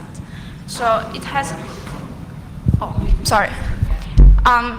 it has a wide range of applications and is relevant to a lot of network entities, such as network managers, internet service providers, or even malicious entities who want to use private user data. So in a classic attack scenario, an observer usually resides in the first link that connects the client and the internet. So when a client is opening a website, all traffic going through that link will be captured by the observer for feature analysis. So there are two commonly used methodologies nowadays for website fingerprinting. The first one is deep packet inspection, which looks at the payload of each IP packet. And the second approach is TCP/IP signature-based identification, which focuses on extract features from TCP/IP headers and then use supervised machine learning algorithms for classification. So our work will focus on the second approach. And in the past decade, the second approach has been the main approach used in the field of traffic analysis because it's due to its generality and good performance. And researchers looked at different communication scenarios which differ from each other in terms of the availability of information in TCP/IP header. For example, the most popular scenario study nowadays is Tor, in which only the packet direction and the timestamp is available. And in each communication scenario, they looked at different type of features, and they also experiment with different machine learning algorithms. Although the results they obtained is promising, their work are limited in the set of features studied. For example, the most commonly used feature in SSH is packet size count, while in Tor is number packets. So with limited features, it's hard for us to understand what is the extent of website fingerprintability. So what do I mean by extent here? As an attacker, I want to know what's the best accuracy I'm able to get with all the information available from TCP/IP header. And as a client or server, I want to know what features are most informative so I can work on hiding it to protect my privacy. So in order to understand that, our work focuses on perform a relative exhaustive feature selection with all informations that are available in TCP/IP headers. So we start with 3 questions. Are there other features that can be used to achieve comparable accuracy with state-of-the-art? What if we hide some of informative features that has been discovered before? Can features that are informative in one scenario be used to accurately identify websites in another scenario? And to answer these questions, we extract a comprehensive list of TCP/IP header features. We consider 8 different communication scenarios, and in each scenario, we identify and analyze the importance of features we extracted. So let's first talk about the features we extract in this work. Remember, our goal is to do a relative exhaustive feature selection, so we need to have as many features as possible. And in order to achieve that goal, we organize our feature extraction process in a hierarchical way and extract features from 5 levels. Packet level, which focus on individual packets. Burst level, for burst information in one TCP connection. And TCP level, port level, and IP address level. And furthermore, in each level, we categorize those features according to their semantic meanings. For example, features about number of incoming packets belong to one category, while features about packet size count belong to another category. So in total, we extract 109 different feature categories across these 5 levels, with a total number around 36,000 features, and 61 of them has never been considered before, such as the total transmitted bytes with regard to port 443, or the size and direction information about the initial bursts. So next, I'll talk about the communication scenarios we considered in this work. So we start with HTTPX, which includes HTTPS, HTTP1 and 2. And in this scenario, no additional privacy-enhanced technologies are applied, so all information in TCP/IP header are available.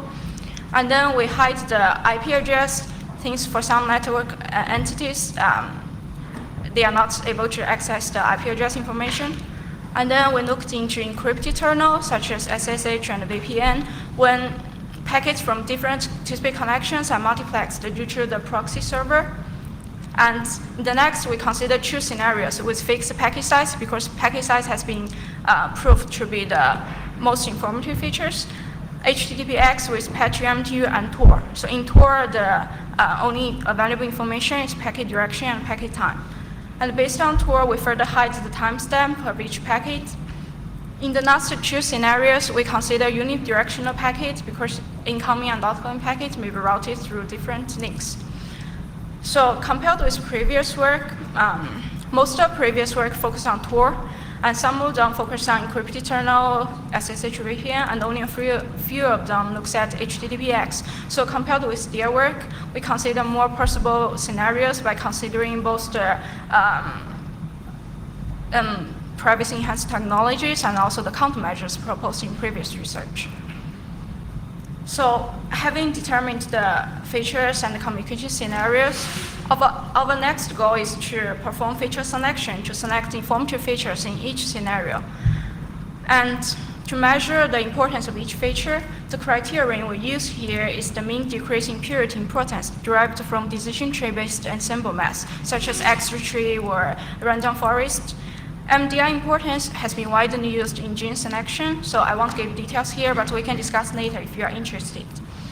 So the key idea is to compute the average decrease of entropy of each feature in multiple decision trees to measure their importance. Thus, the higher the MDI importance, the more informative the feature is.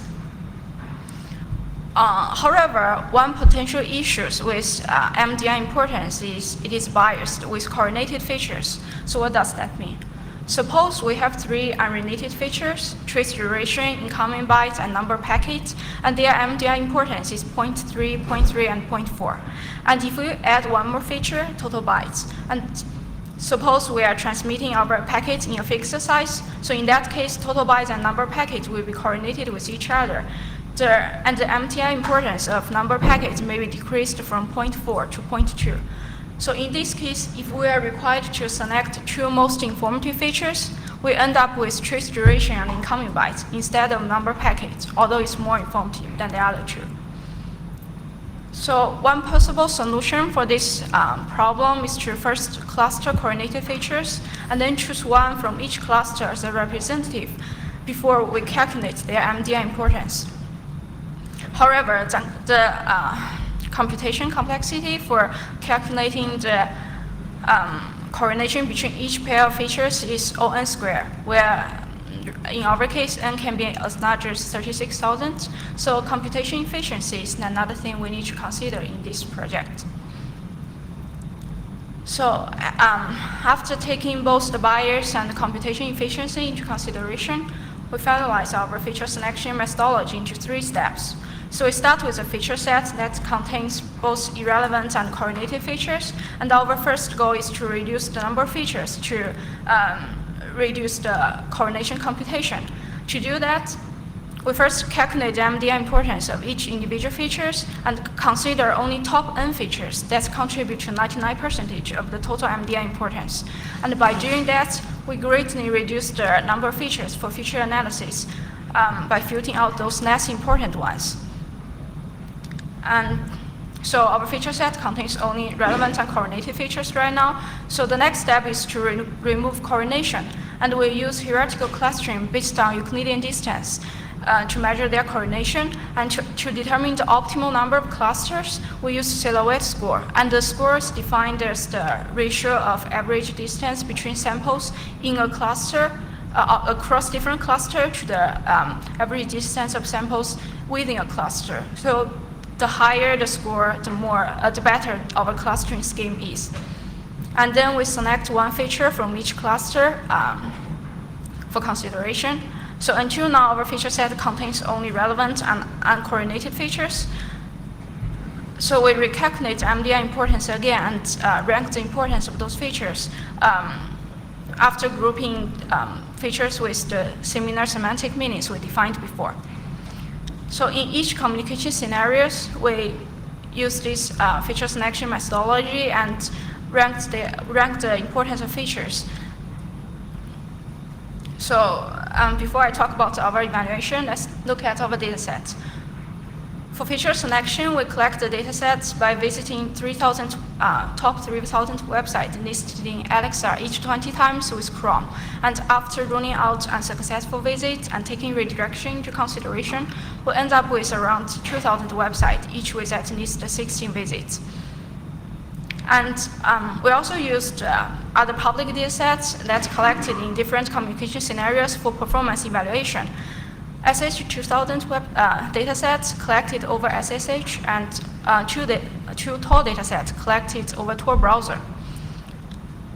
And with those datasets, we first select informative features in each scenario, and then we compare the classification accuracy with feature sets proposed in previous research in both the closed world scenario, open world scenario, and in face of different countermeasures.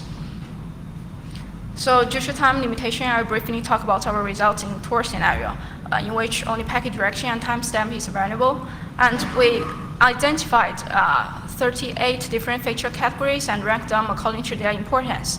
And 50 of them have never been considered before, and they contribute a total MDI importance around 22 out of 100.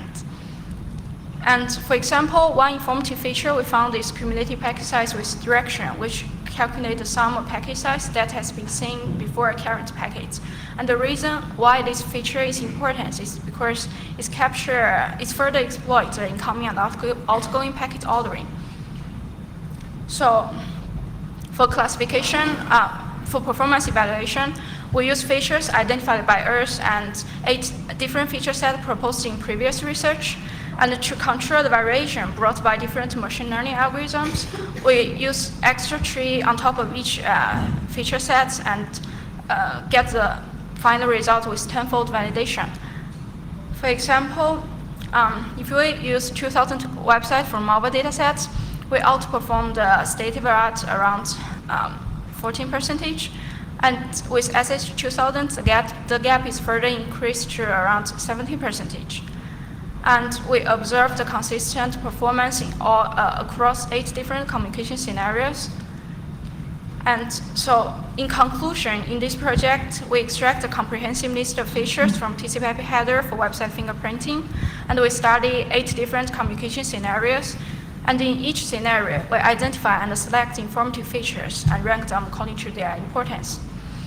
So, in the future, we plan to consider some practical issues in this field, such as the impact of caching, the geographic location, and the different client browser platform. And also, for now, we only consider single-tab browsing. If we instead consider multi-tab browsing, how will the performance of website fingerprinting decrease? Thank you.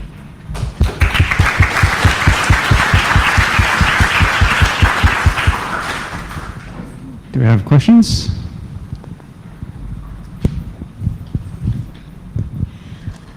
So I was just wondering a little bit about how you controlled for overfitting, where so you have you're evaluating your feature set on your data set, but you also used your data set to do the feature importance, or did you segment it so that there was a separate data set that was done to figure out the important features? Because otherwise, it's possible that that's sort of focused on your data set, right?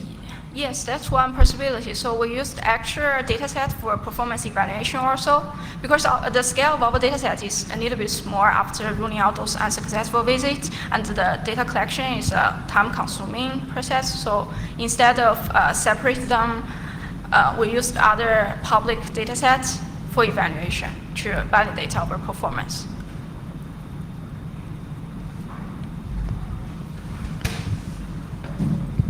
Hi, good talk. I was just wondering, like, you used a methodology that seems to come from like many other, like another area, say, not specifically to website fingerprinting or networking. So can you say a little bit about like how much you think there's value to having some domain knowledge being applied to when you pick the features, or can you just, doesn't matter, you don't need to know anything about networking, you can just use this methodology and it'll give you the features that you need? So the methodology I use here, the MDI, I asking about MDI importance. The methodology I use here has been widely used in other fields, but the particular issue in this project is the bias. For example, in gene selection, they just want to select a group of features that works best to serve their purpose. But in our project, we also want to rank the feature according to their importance. So maybe bias is not a problem in this project, but it's a problem in our project. So it's like the same methodology, but we have different concerns. So we are trying to solve this problem to make it work.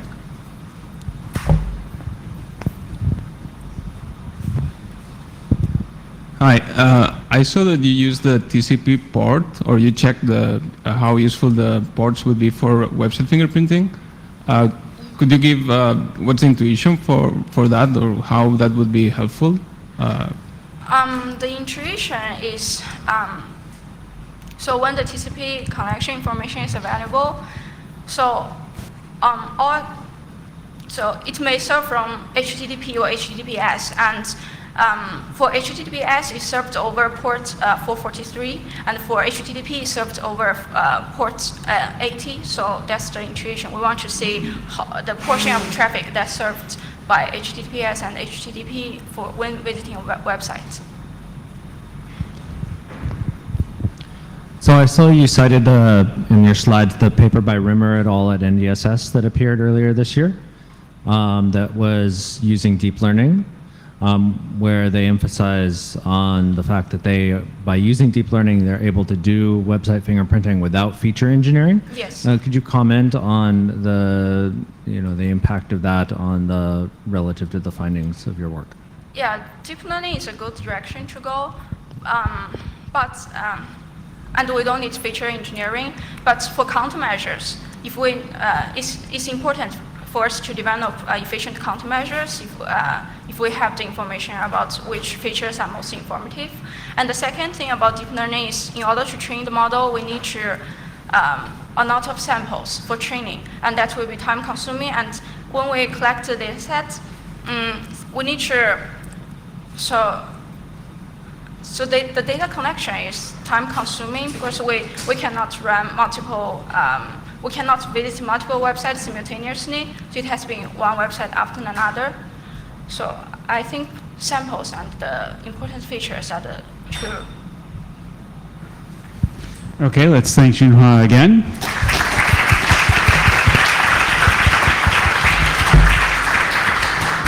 And we'll try again with Alex's talk.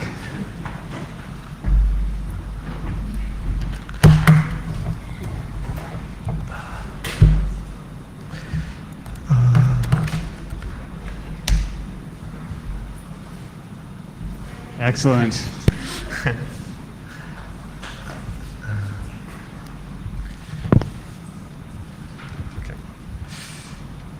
Okay. Hello. Can you hear me? Yeah, cool. So take two. I'm Alex. I'm a PhD student at Royal Holloway. I'm going to be talking about some joint work that I've been doing with Ian Goldberg, Nick Sullivan, George Tankersley, and Filippo Valsorda. And I'd also like to extend an honourable mention to Cecilia for making sure this talk went through. But yeah, so in this work, we're going to be analysing the effect that content delivery networks, or CDNs for short, have on creating accessibility problems for large subsets of users on the internet when browsing. So if you're not familiar with CDNs, we can think of them essentially as a reverse proxy for multiple websites that are customers of the CDN. And when a user wants to access a website that's a customer of that CDN, their request is sent through the CDN, and the CDN then handles that, grabs resources from the website, and then returns them to the user in the future. So why would a user use such a thing? Why wouldn't they just host their website themselves? Well, CDN can actually increase speed dramatically. So a CDN can geographically globally distribute their website's data across the world, which brings the website closer to the user, makes the browsing experience much quicker without changing it in any way. And moreover, typically CDNs use caching optimizations to bring resources close to users without having to actually access these resources from the website. So there's another reason as well, and that's security. So a lot of CDNs market security as a big feature of their offering to customers. So when a malicious user comes along and sends a request, the CDN would block that request if a user is deemed to be malicious. But in this work, firstly we ask the question, how do CDNs deem users malicious? And secondly, we ask, does this have any negative impacts on honest users who are somehow deemed to be malicious as a false negative? So firstly, how do they do this? So typically, we're going to be using Cloudflare as a case study, so I'm going to be sticking close to the way they work. But a CDN uses IP reputation sometimes as a metric for distinguishing whether websites are malicious or not. An IP reputation, so a CDN will have IP addresses that are assigned reputations in some either public database or their own private database. And these reputations would demarcate whether the CDN allows requests through or whether something else happens. So if an IP address is deemed to have a good reputation, the user is deemed to be honest, and the user gets the resource they requested. If an IP is somehow deemed to be malicious, if it's been associated with malicious behavior in the past, then the CDN may block the request or it may ask for some extra information before it processes it. So in terms of false negatives then, like I said, we're talking about users who have IP addresses that are deemed to be malicious, but they are honest users. And when might this happen? Well, maybe if you're using a static shared IP address, where one user on that IP address has committed some malicious activity in the past, then that user then all honest users who then further go on to use that IP address will then be assigned the same malicious IP. And if they then, so then if we talk about which affected users, we're talking about users tools like Tor, VPNs and I2P services, where the set of IPs is static and it's also very finite. And moreover, CDNs may do some very aggressive targeting where they just see IP addresses that are known to be, say, Tor IP addresses, and they may block them. And this is a huge issue. So the worst case is CDN may just completely block requests that come from these IP addresses, which it deems to be malicious. And obviously, we want to do everything we can to prevent this from happening, because users of Tor have very legitimate reasons for doing this. And if we block their internet access, or if we have private entities like CDNs blocking internet access for these users, then this can hugely harm like user participation in the internet. Excuse me. In an average case solution, CDNs may ask for some sort of challenge to be filled out by users before they get even access to the resource. So this may take the form of a CAPTCHA, where the user has to solve that CAPTCHA in order to then receive the website resource they requested. And this may all seem well and good. It may seem like it solves the issue, but there are many issues with CAPTCHAs that I'm sure we all know. In the very weakest setting, a CAPTCHA is very annoying and slow to fill out. They're very hard for humans to fill out, which is obviously against what they stand for. And moreover, there are implementation issues and browser compatibility issues, which can render these things as blocking as if the CDN was just completely blocking the request in the first place. So a possible solution to all of this is to say to the CDN, why don't you just not block any requests? And unfortunately, they have economic reasons, which means that they won't do this because they have customers who buy their product because of the security they offer. And a second solution, which Cloudflare, at least up until a few years ago, used, was to use these cookies that when a user answered a CAPTCHA correctly, they would receive a cookie back along with the resources, and then they would use that cookie in future requests to different domains. But the problem that this brings is it breaks the anonymity of the user. Even if they're using an anonymity tool like Tor, they can, Cloudflare, because they are CDN with this overarching access, they can link requests across multiple domains, and this is obviously a terrible issue. So in this work, we develop an anonymous authentication protocol based on a cryptographic primitive known as a verifiable oblivious PRF, or pseudo-random function. And this combines some previous techniques used based on elliptic curves that I'll go into next. And the upshot of this is we implement this oblivious PRF protocol into a client-side browser extension and a server-side integration with Cloudflare that allows users who are deemed to be malicious to bypass Cloudflare challenges if they initially provide the proof that they are honest in some point in the past. And then we give a survey of our results of our deployment showing that we concretely bypass a number of challenges, which makes browsing much easier globally and for users of these anonymity tools I talked about. So for the protocol, if you're not familiar with an oblivious pseudo-random function, we have a client C and we have a PRF holder who is a server, and they have a key K. And the idea of this protocol is that the client wants to learn a PRF value at some input X, but the client doesn't want the server to learn the input X. So this bracketed notation means that the client sends some blinded input X, and the PRF holder can evaluate the PRF at that value X, but it does not learn the value X. And moreover, the client does not learn the PRF key K in the response. And then a verifiable oblivious PRF, we have the PRF output Y, and we have a proof pi that Y is indeed an evaluation of the PRF at the input X. And pi here is a non-interactive zero-knowledge proof. So how would we instantiate such a thing from elliptic curves? I'm simplifying slightly in the interest of time, but essentially the blinded input is some hashed value of X to an elliptic curve, and then blinded by some random exponent R, which is known to the client. And then the PRF value Y essentially raises this blinded input X to the server value, server key K. And then the client learns the PRF value by unblinding this input X by removing the exponent R. And then pi here is what is known as the discrete log equivalence proof, which I'm going to talk about in the next slide. So without getting into the cryptographic and mathematical construct of how these things work, essentially a DLEQ proof, or discrete log equivalence proof, shows that if a server commits to some pair G and H, where H is G risen to the power K, then any future pair X and Y, where Y is risen to the same power K, a DLEQ proof allows this entity to show that Y and H have risen to the same power k. Essentially, the upshot is that the server can prove that they use the same key k for each signing process, and we use this later. So for our anonymous authentication protocol, we haven't given any authentication mechanism yet. In fact, we give, and so now we talk about a signing and redemption phase of the protocol. So our signing phase looks very much like the verifiable oblivious PRF. The client sends its blinded input X and recovers a PRF value Y along with the proof, the DLEQ proof pi.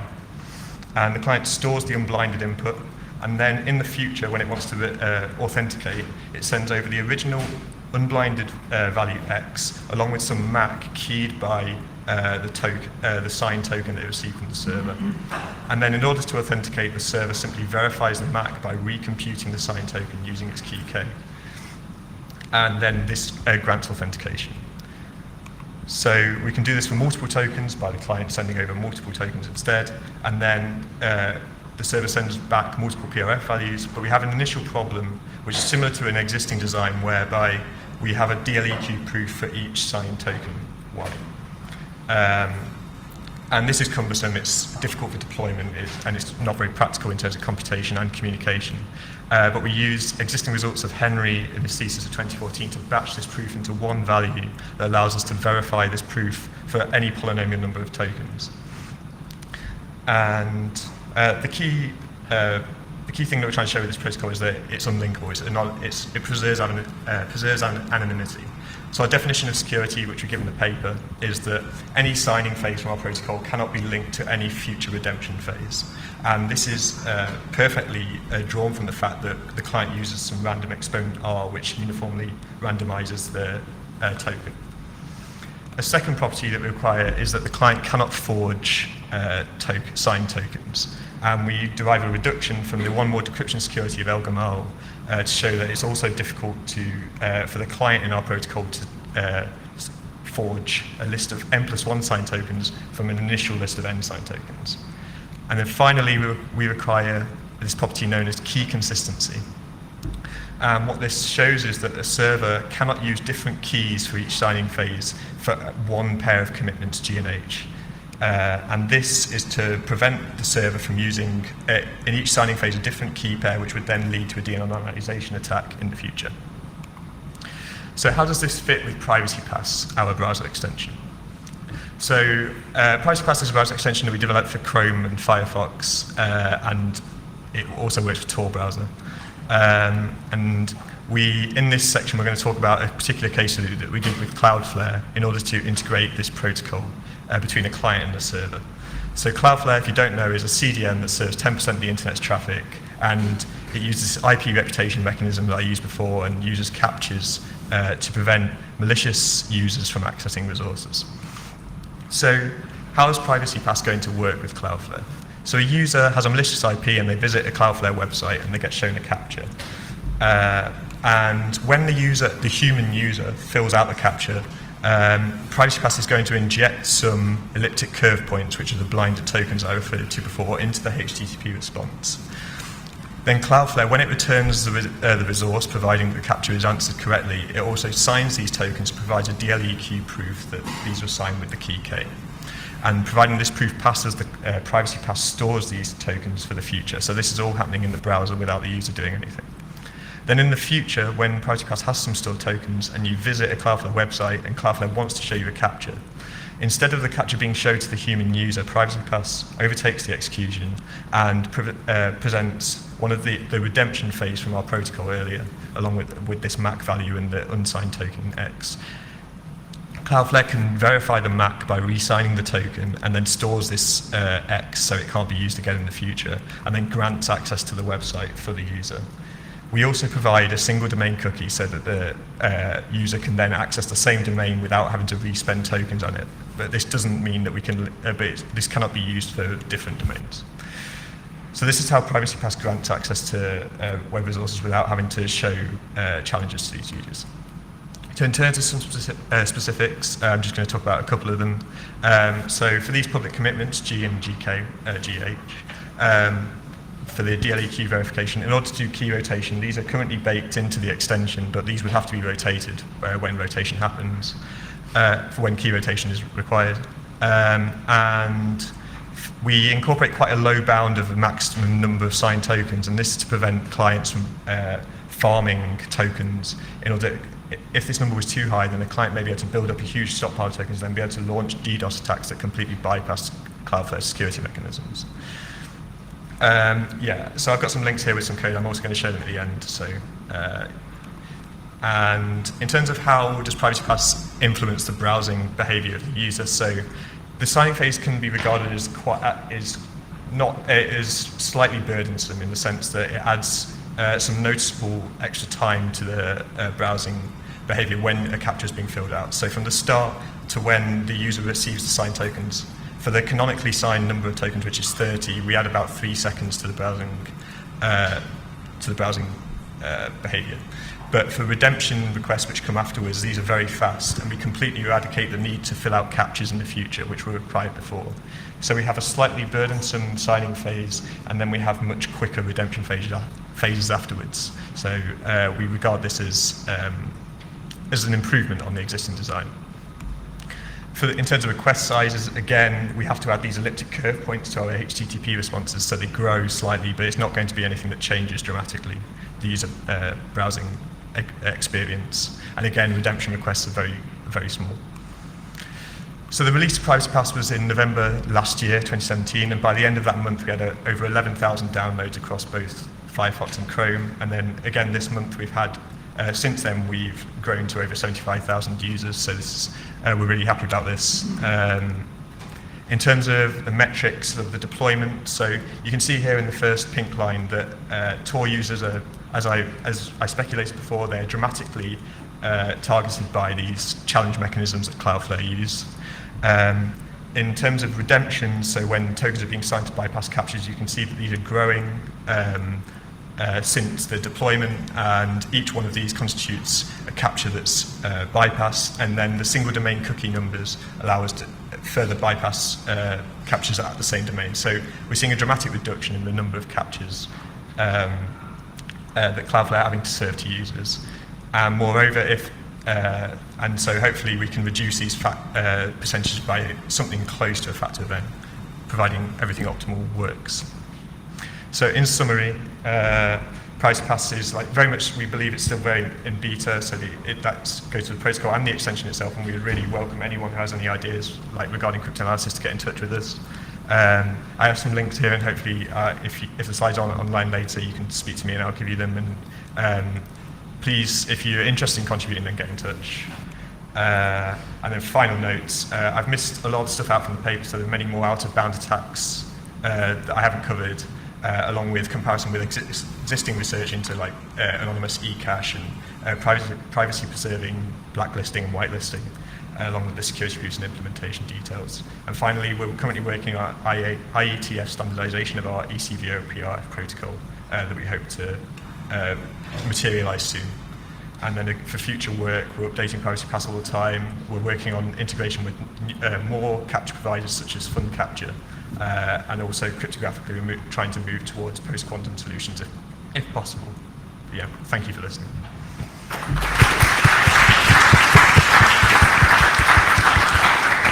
All right, so I think we can take maybe 2 or 3 questions, but there is a break coming up, so after that, maybe you can take your questions offline.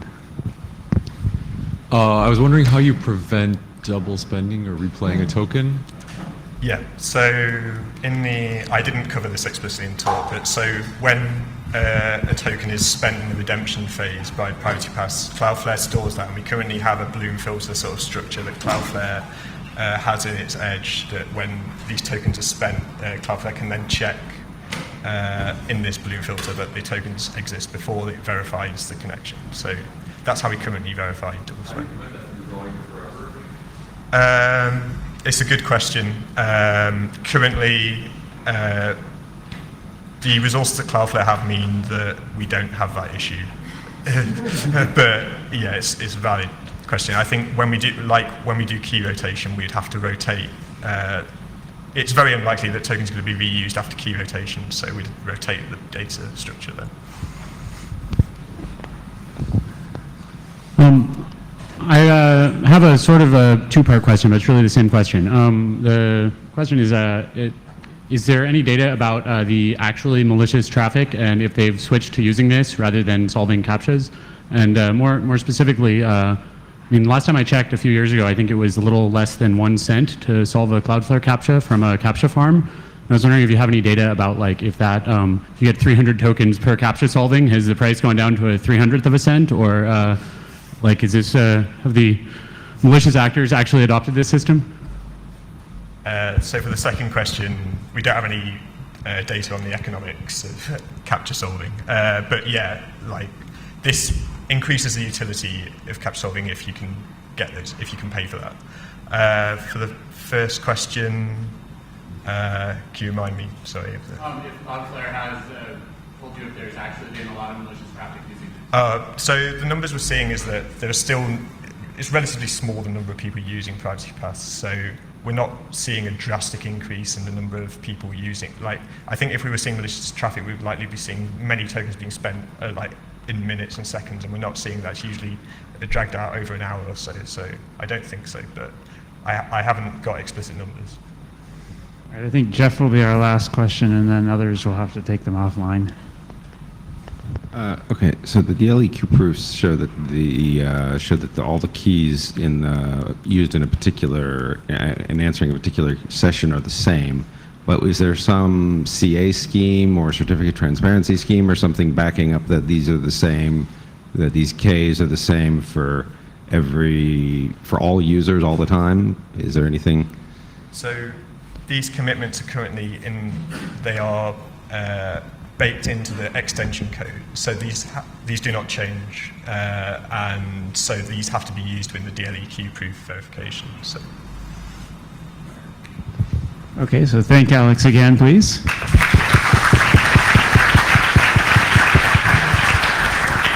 And I believe we're supposed to come back at 5:15 for the last session.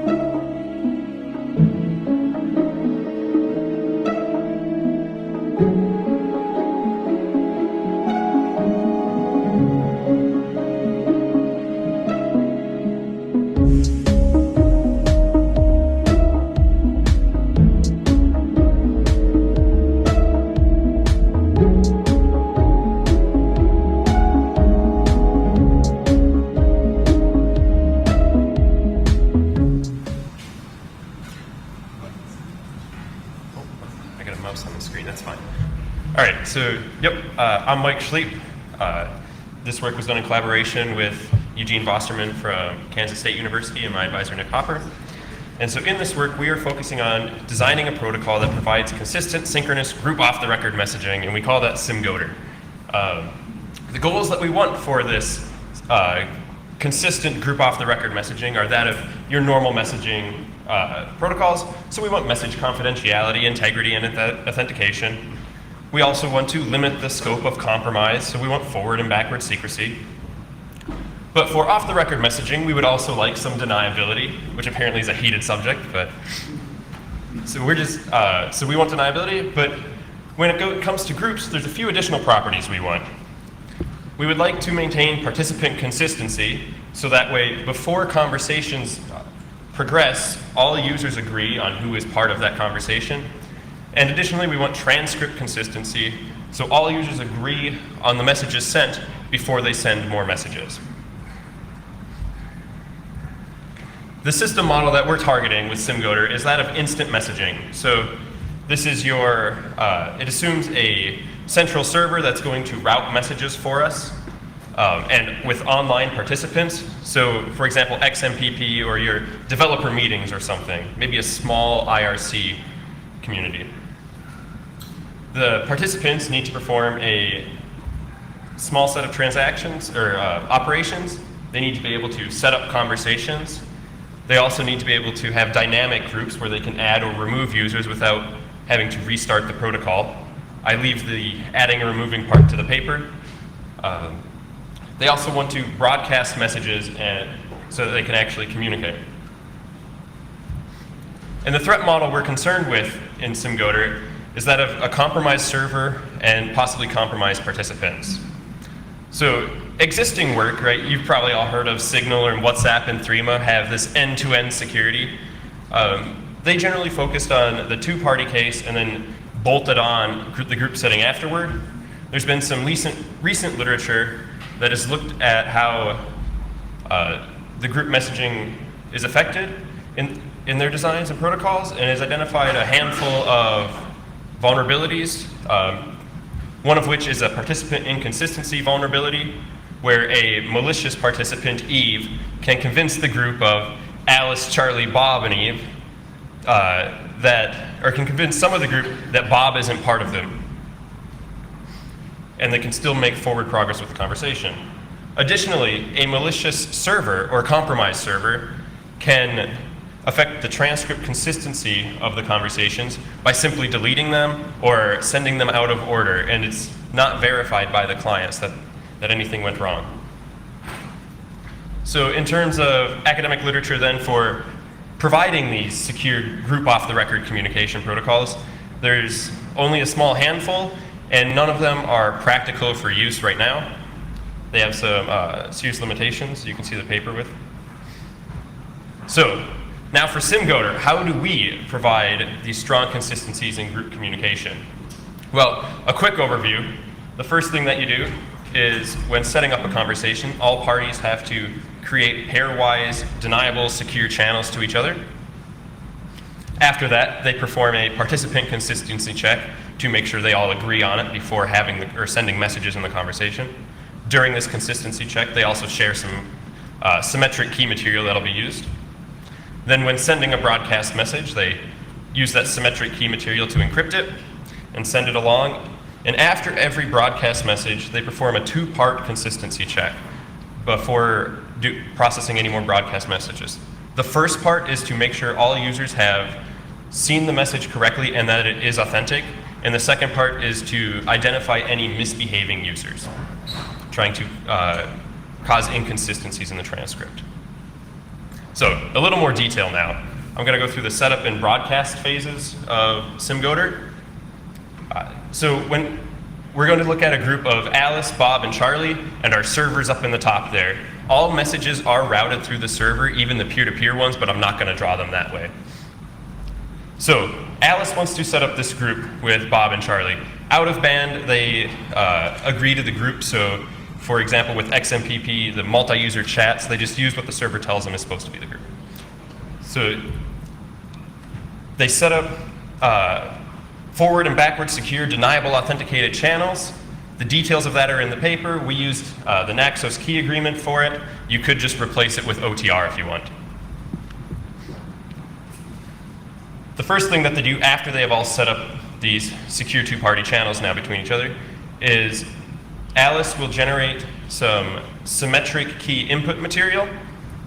She will then generate ephemeral signing and verification keys. And additionally, she will generate a value or compute a value for her view of the group. This is her group view. It takes as input a hash, or it takes as input the session identifier and the list of users in the group. She then shares the symmetric key material, her ephemeral verification key, and this group view with Bob and Charlie. They do the same thing, generate their own key material and group view and share that with each other and with Alice.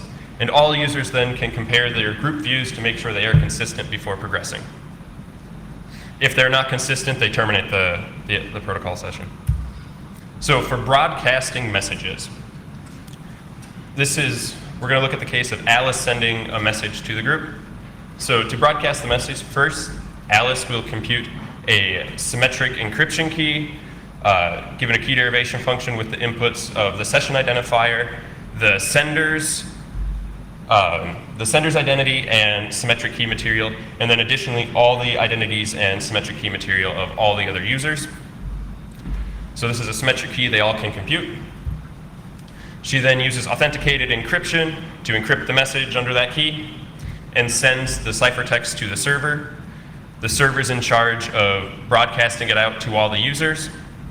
Every user can then use the authenticated decryption to verify that they have received the ciphertext correctly. It doesn't provide authentication, but it provides integrity that it wasn't modified in transit. So the users do not display this message yet. Next, they perform the first phase of the consistency check. So from the point of view of Alice, she checks that the ciphertext is the one that she uploaded to the server. She then produces a digest of the message, which is a hash function of accept, the string accept plus the ciphertext, or the string reject plus the ciphertext. So if it's not the ciphertext she uploaded, she'll use reject, but really she'll probably just always use accept. Then she uses that ephemeral signing key from before to sign her digest of the message. Over the deniable two-party channels, she sends the digest along with her signature to Bob and Charlie. They do the same thing. They produce an accept digest if the ciphertext successfully decrypts, and they reject it if the decryption fails. So after this phase, they're able to verify that they all computed the same digest of accepting the ciphertext, and they can verify the signatures of the ciphertext. Now they can display the message. However, it could be the case that Bob is malicious and decides to tell Alice to accept the message and Charlie to reject the message, causing a transcript consistency error. To deal with this, then, we want to identify Bob. The trivial way to do this would be for Alice to share all of the signatures she has received on these digests over the two-party channels, and all other users would also share the signatures they receive. However, this becomes very expensive because it's linear in the size of the group to share this for every message. So we make a simple optimization, assuming that most conversations are benign and there's no malicious participants. So the optimization is we simply hash the digests and signatures of all the accepting digests, and then we attach on all the reject digests. So for the most part, it's going to be constant size then. And then to provide forward and backward secrecy to these conversations, during this stage we also share new ephemeral symmetric key material and verification keys. So it's not just important to have a secure protocol, we also need a usable implementation. We implemented this as a Java library and a plugin for the Jitsi instant messaging client. To see if it was performant, we ran some tests with a $5 a month Linode server. This server acted as our XMPP server. It ran the standard eJabber software. And then we ran 40 clients across 8 university machines. We argue that 40 is on the large size of what you're going to do for private, mutually authenticated conversations, so these off-the-record conversations. We have more reasons on why that, or more reasons for that argument in the paper. And then we compare it to the WPEZ paper, which we refer to as BDGoder for its use of the Burmeister-Desmet key agreement. So in terms of setup now, the WPEZ Burmeister-Desmet protocol takes around 6 seconds to set up a group of 40 users, where in comparison SimGoder is just over 1 second. We also compare it to, or we also analyze IRC logs from the OpenStack project, and most groups are around 5 users. So at that case, we're easily less than a second to set up, around 200 milliseconds. In terms of broadcasting messages now, SimGoder is slightly more expensive because we have this strong 2-part consistency check. However, again, with 40 users, it's just over a second, and the messages were not sent that often. Messages were sent about every 6 seconds in the IRC logs we analyzed. And for 5 users as well, we're down near 200 seconds anyways. We're under 200 milliseconds to display the message. So the key takeaway that we have now is we propose SimGoder as a secure messaging protocol with strong consistency guarantees by using a participant consistency check before sending messages and the strong 2-part message consistency check after every message. And it's practical with our Java implementation. You can find the source code in GitHub. So, any questions?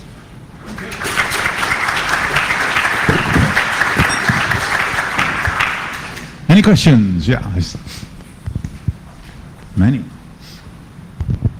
So, if one of the members of the group is offline, does that mean no one can see any messages?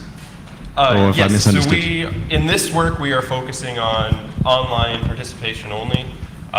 So these are, your IRC meetings and things. We have some coming up work that's in the mobile messaging model, and I would love to talk to you about it offline of all the challenges of that.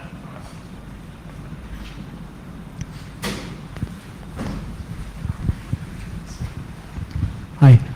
Maybe it's a silly question, but you mentioned IRC is one of the use cases. Does a net split make any problems? Like when people join back, or when they're like, because I've had meetings where we're having it on IRC, and then suddenly it turns out half the people are on one server and the other half can't see those messages. So this assumes that a single server is doing the routing of messages. If your servers are communicating, you could do it with multiple servers, but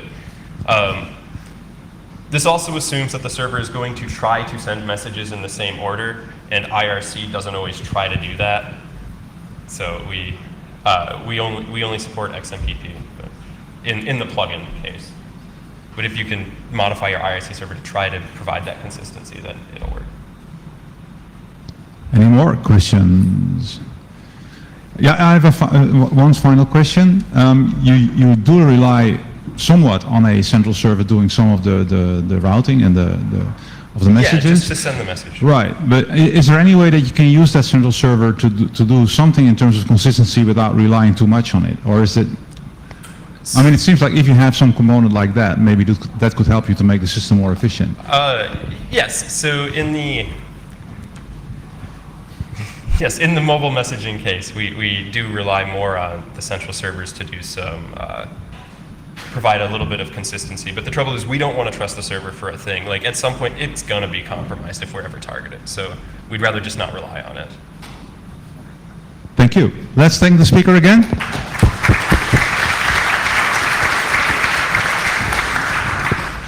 And the last speaker of this session is Daniel Demler, and he's going to talk about PIRPSI, Scaling Private Contact Discovery. Daniel, the floor is yours. Thank you. Hello everyone. Thanks for sticking around till the very end. I think I'll move over here so you can see the... Yeah, sure. Good idea. Thank you.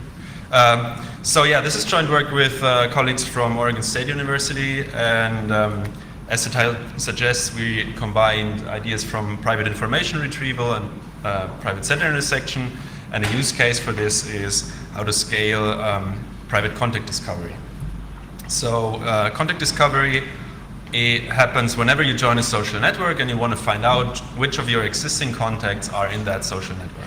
So for example, you install WhatsApp on your phone and you have your address book with a couple hundred of people in it, and you want to figure out which of those people you can reach through WhatsApp. So what happens these days is that a very naive and insecure hash-based protocol is run, namely hashes of all your user contacts are sent to WhatsApp.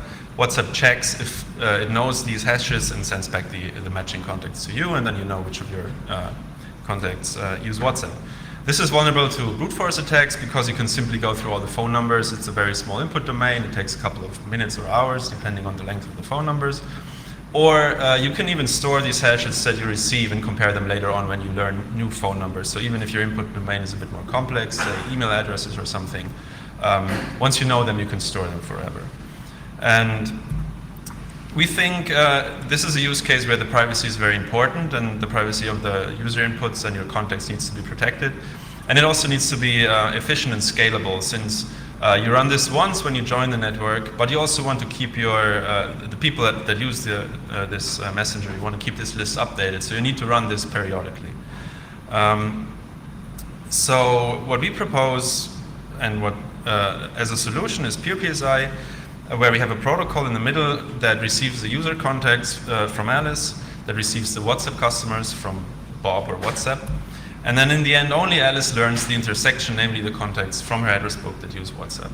And as a side note, this is not limited to contact discovery. It's just one of the use cases how we motivate this work. But you can also apply this to this ad revenue tracking that we've seen in the keynote this morning. So this is a generic solution actually to a private set intersection problem.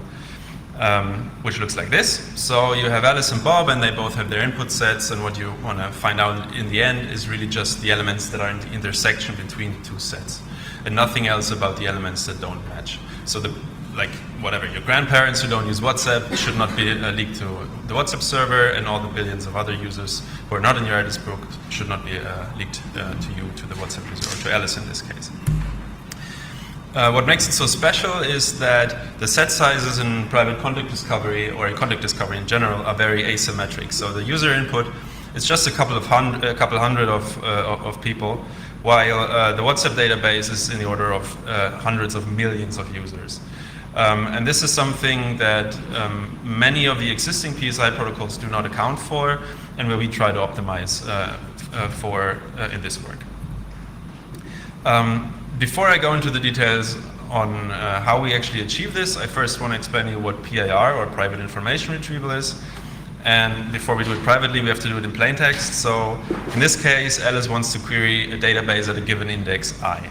So she wants to retrieve the position in the database at index I. So in plain text, she just sends this index over, receives the element at position I, so in this case YI, and we're done.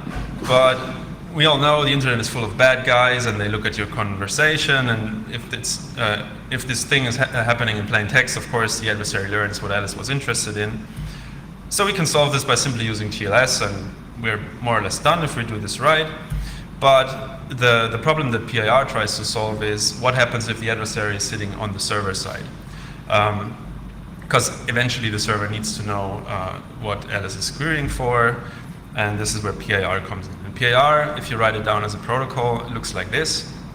Alice inputs her index, Bob inputs the entire database, and in the end, all that Alice learns is the database at the specified index, and Bob, or the database, doesn't learn anything about the query or about the response. So these queries have to be oblivious to the database. The PIR that we use in this work specifically is a multi-server PIR scheme, more specifically a two-server PIR scheme. There's also work that is based mostly on homomorphic encryption. It works with one server, and you could basically exchange these and just simply use whatever your favorite PIR scheme. But we use a specific two-server PIR scheme, and this comes with a very important property that some guy talks about a lot, like a lot, and this is no collusion. So it's very important. I mean, he's talking about different kind of collusion, but it's very important in this work. This is an assumption that we need to make. These two servers over here, they do not collude with each other. Otherwise, the security and the privacy of the queries completely breaks down.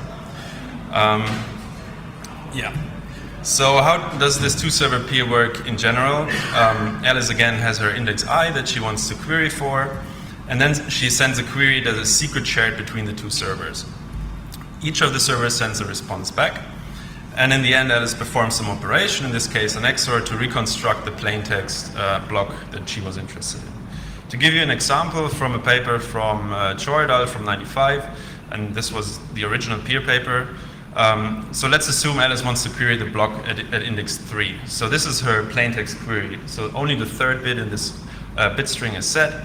And then she chooses these two secret shared queries where Q1 is chosen at random and Q2 is the XOR of the plaintext query with this random query. She sends these two queries over. And now the servers perform a pointwise multiplication of each bit that is set in the queries with the database blocks. If you look at the responses, you see what the servers actually do, and then they send this XOR back.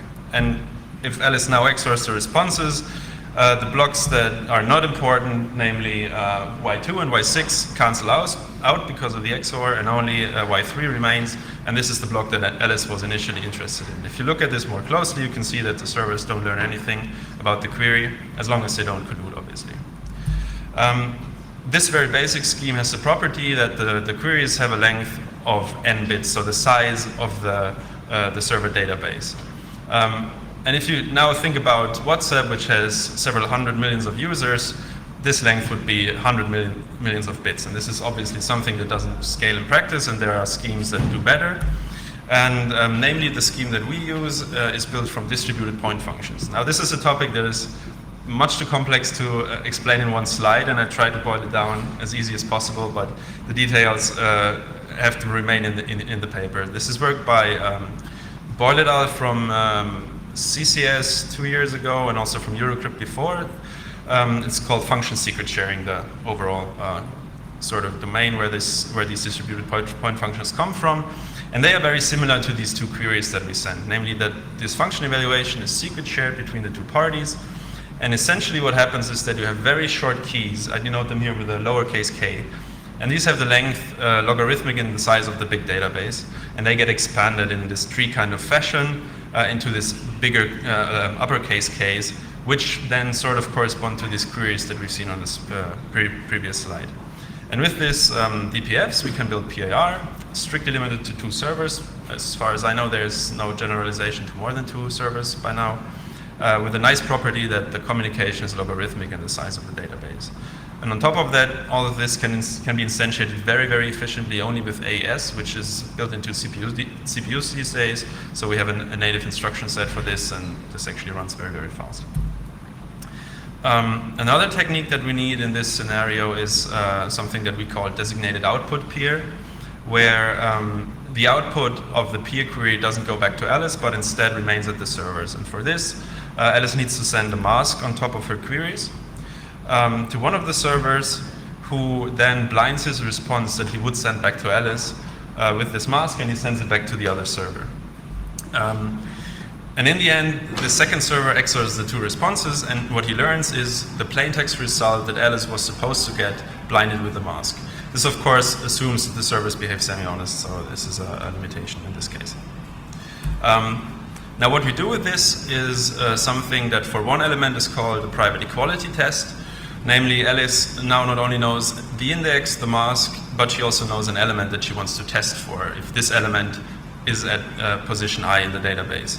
So what happens is that she blinds this element with the same mask that she knows, throws it into a primitive called private equality test that checks 2 elements for equality, and then returns simply if the element X is the same element as the element at position Y in the database. This is the overall idea, and this generalizes very well to more than one element if you just do it multiple times. In order to find out what this index I actually is, because it doesn't fall out of the sky, we use a technique called cuckoo hashing that specifies for each of the elements, because Alice only knows telephone number, she doesn't know the indices yet. But these indices come from a technique called cuckoo hashing. And in our case, the servers perform cuckoo hashing, and this means that every element, so every contact in the WhatsApp user database basically gets hashed into a so-called cuckoo table. This happens iteratively until all the elements are in the table, and then we have to make sure that there are no collisions. So for each position in the table that is determined by these hash functions, there can only be a single element. If a collision happens, then we need to relocate. So element y1 was in there before, it gets removed, and yn takes the place. And then we have additional hash functions who are then used to shuffle things around until everything fits and there's only one element per position. In this example we use 2, but in the paper we actually figured out that using 3 hash functions is the most efficient way for our use case.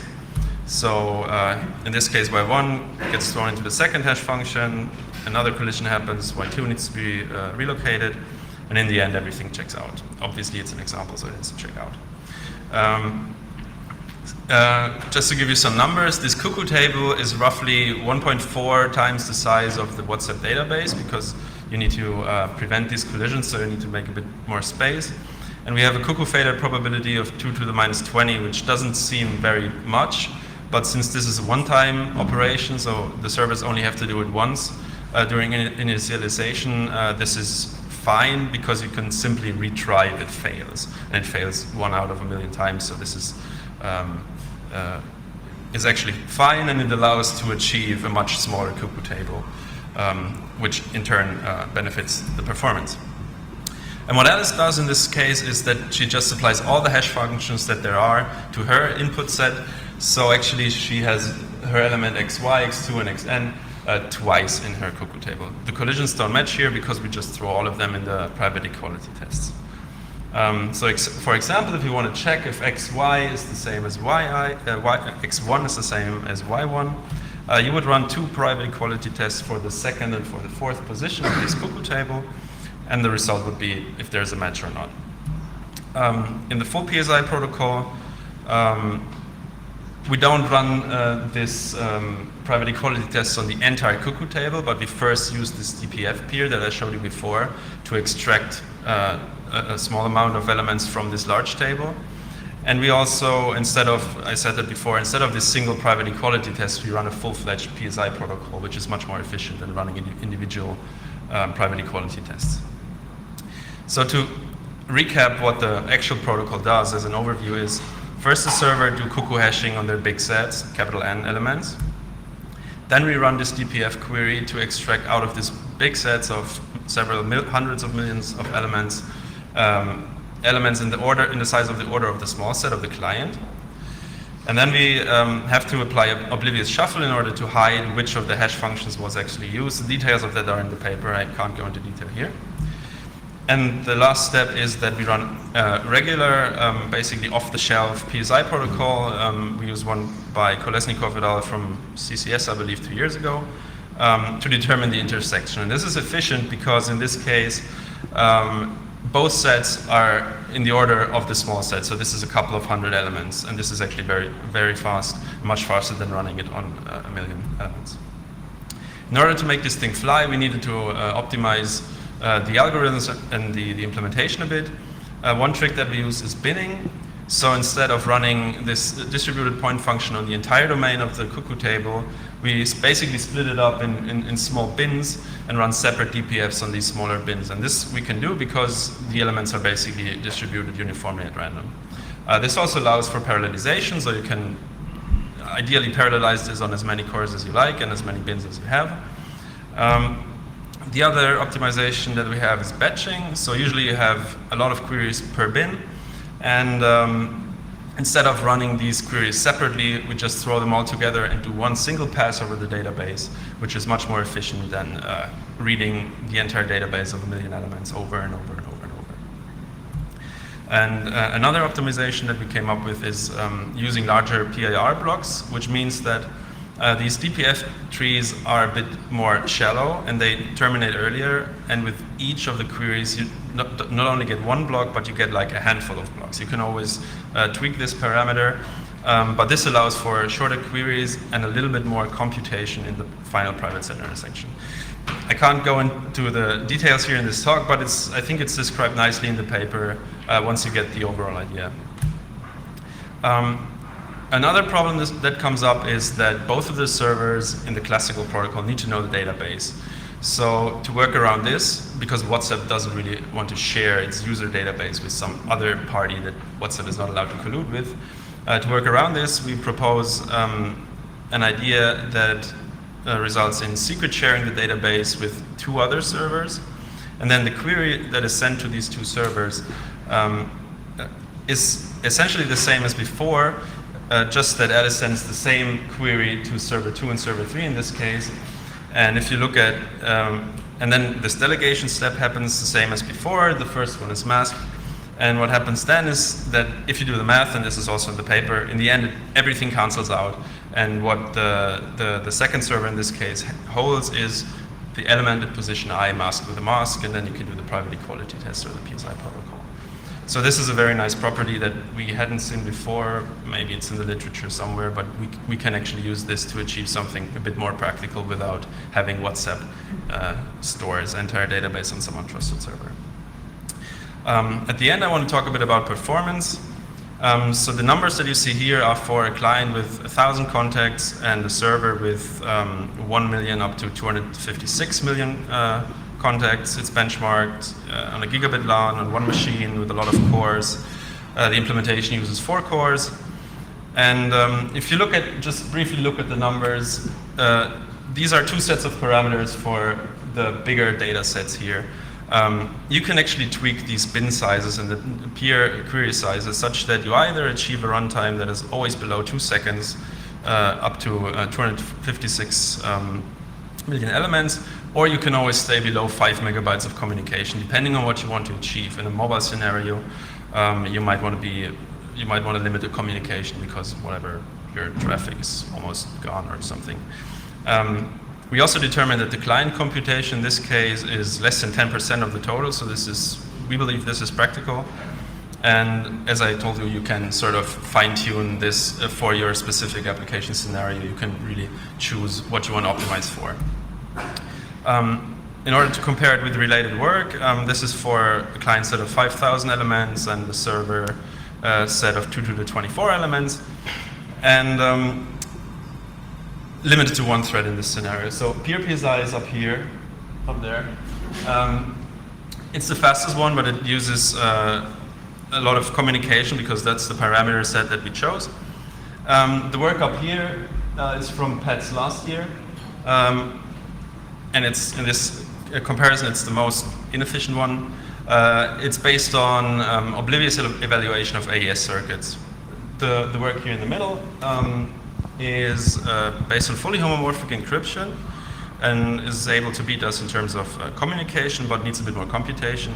And the work down here is based on essentially an OPRF based on Diffie-Hellman, which is super fast because it just needs to send, has super low communication because it just needs to send the client set, but is also a bit more expensive in terms of computation.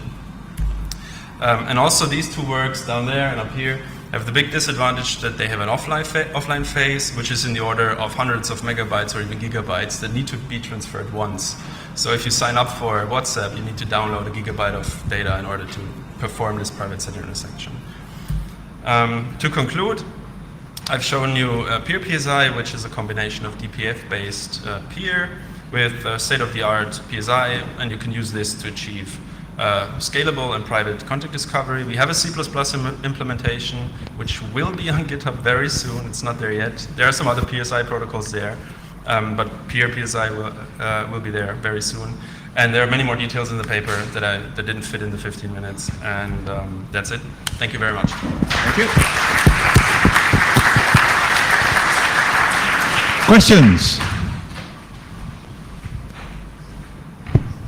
I'm curious, did you actually implement the function of secret sharing PIR yourself, or was there a library that you used for that? We spent quite a lot of time implementing that ourselves. Right, because I've read that paper and I was like, somebody else will do that and then I'll use it. It was quite a lot of work, and it was heavy machinery on like vectorization, AS operations, and Cindy, yada yada. It was quite some fun. Yeah. So follow up then, do you think that there's more performance you can squeeze out of that? Because that's a relatively intensive piece of code to write. Do you think it could make a significant difference on the overall runtime? We tried our best, but of course we're not perfect, so maybe there's someone else who can look at it and sorry, let me rephrase. If you look at it in a sense of like trying to profile your implementation, is that the vast majority of the work? Do you think that if somebody was to work on optimizing that, it could substantially increase the overall efficiency of it? So the thing is that at some point you need to touch the entire database somehow. And this is what really limits the overall performance. So if you want to do this on 1 billion elements, you need to go through a database of 1 billion elements. And I don't think there's much you can do about this except for tweaking the parameters here and there for your specific machine. But of course we thought about this, but I don't think there's a general answer to that. Okay. So from that, do you mean, are you already pretty close to that, like, speed? Obviously, you have to read it off the disk. Are you kind of pretty close to that already, just with the computations you're doing? Pretty much. Oh, wow, okay, that's impressive. If you touch disk, you've already lost. Yeah. Luckily, the database will fit in memory easily. Exactly.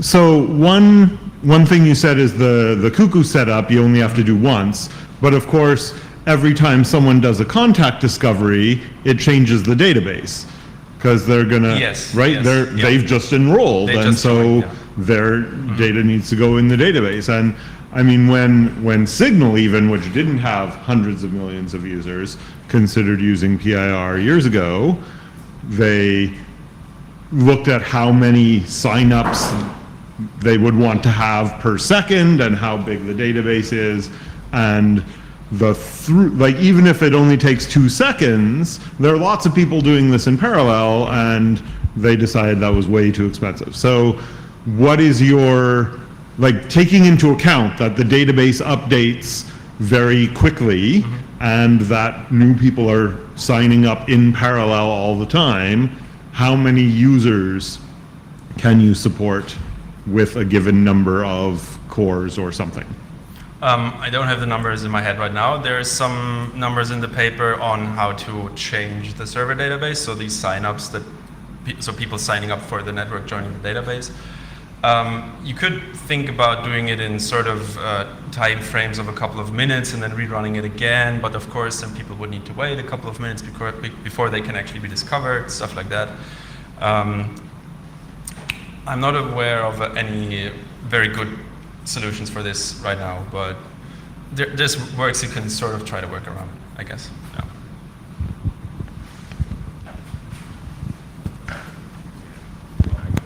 I waited for after, but there's a paper.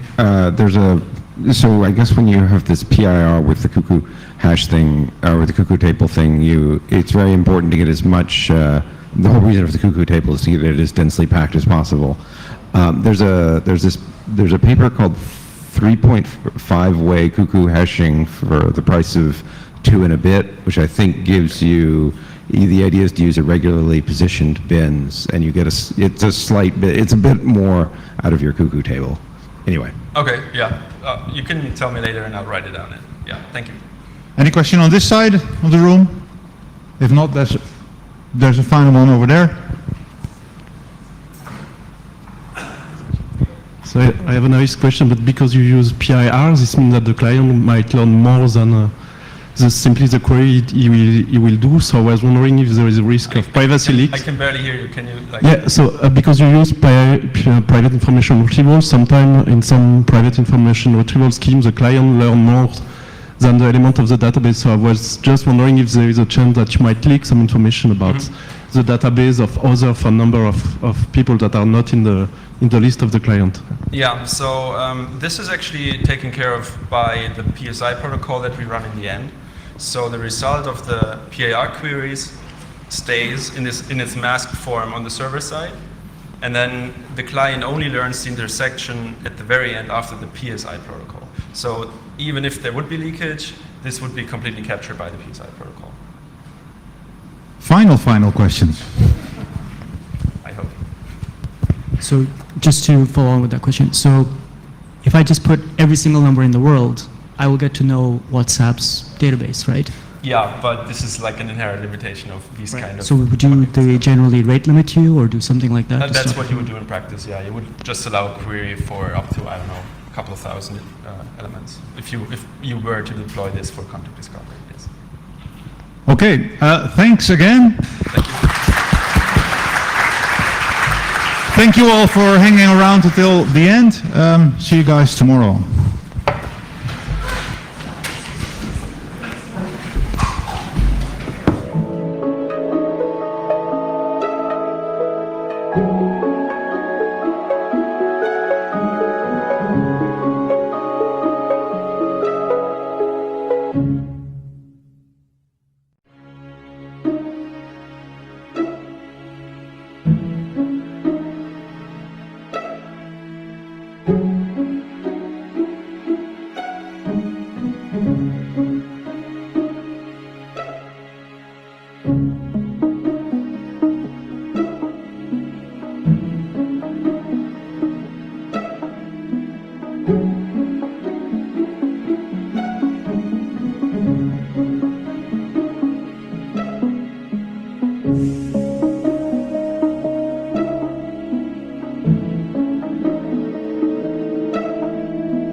you.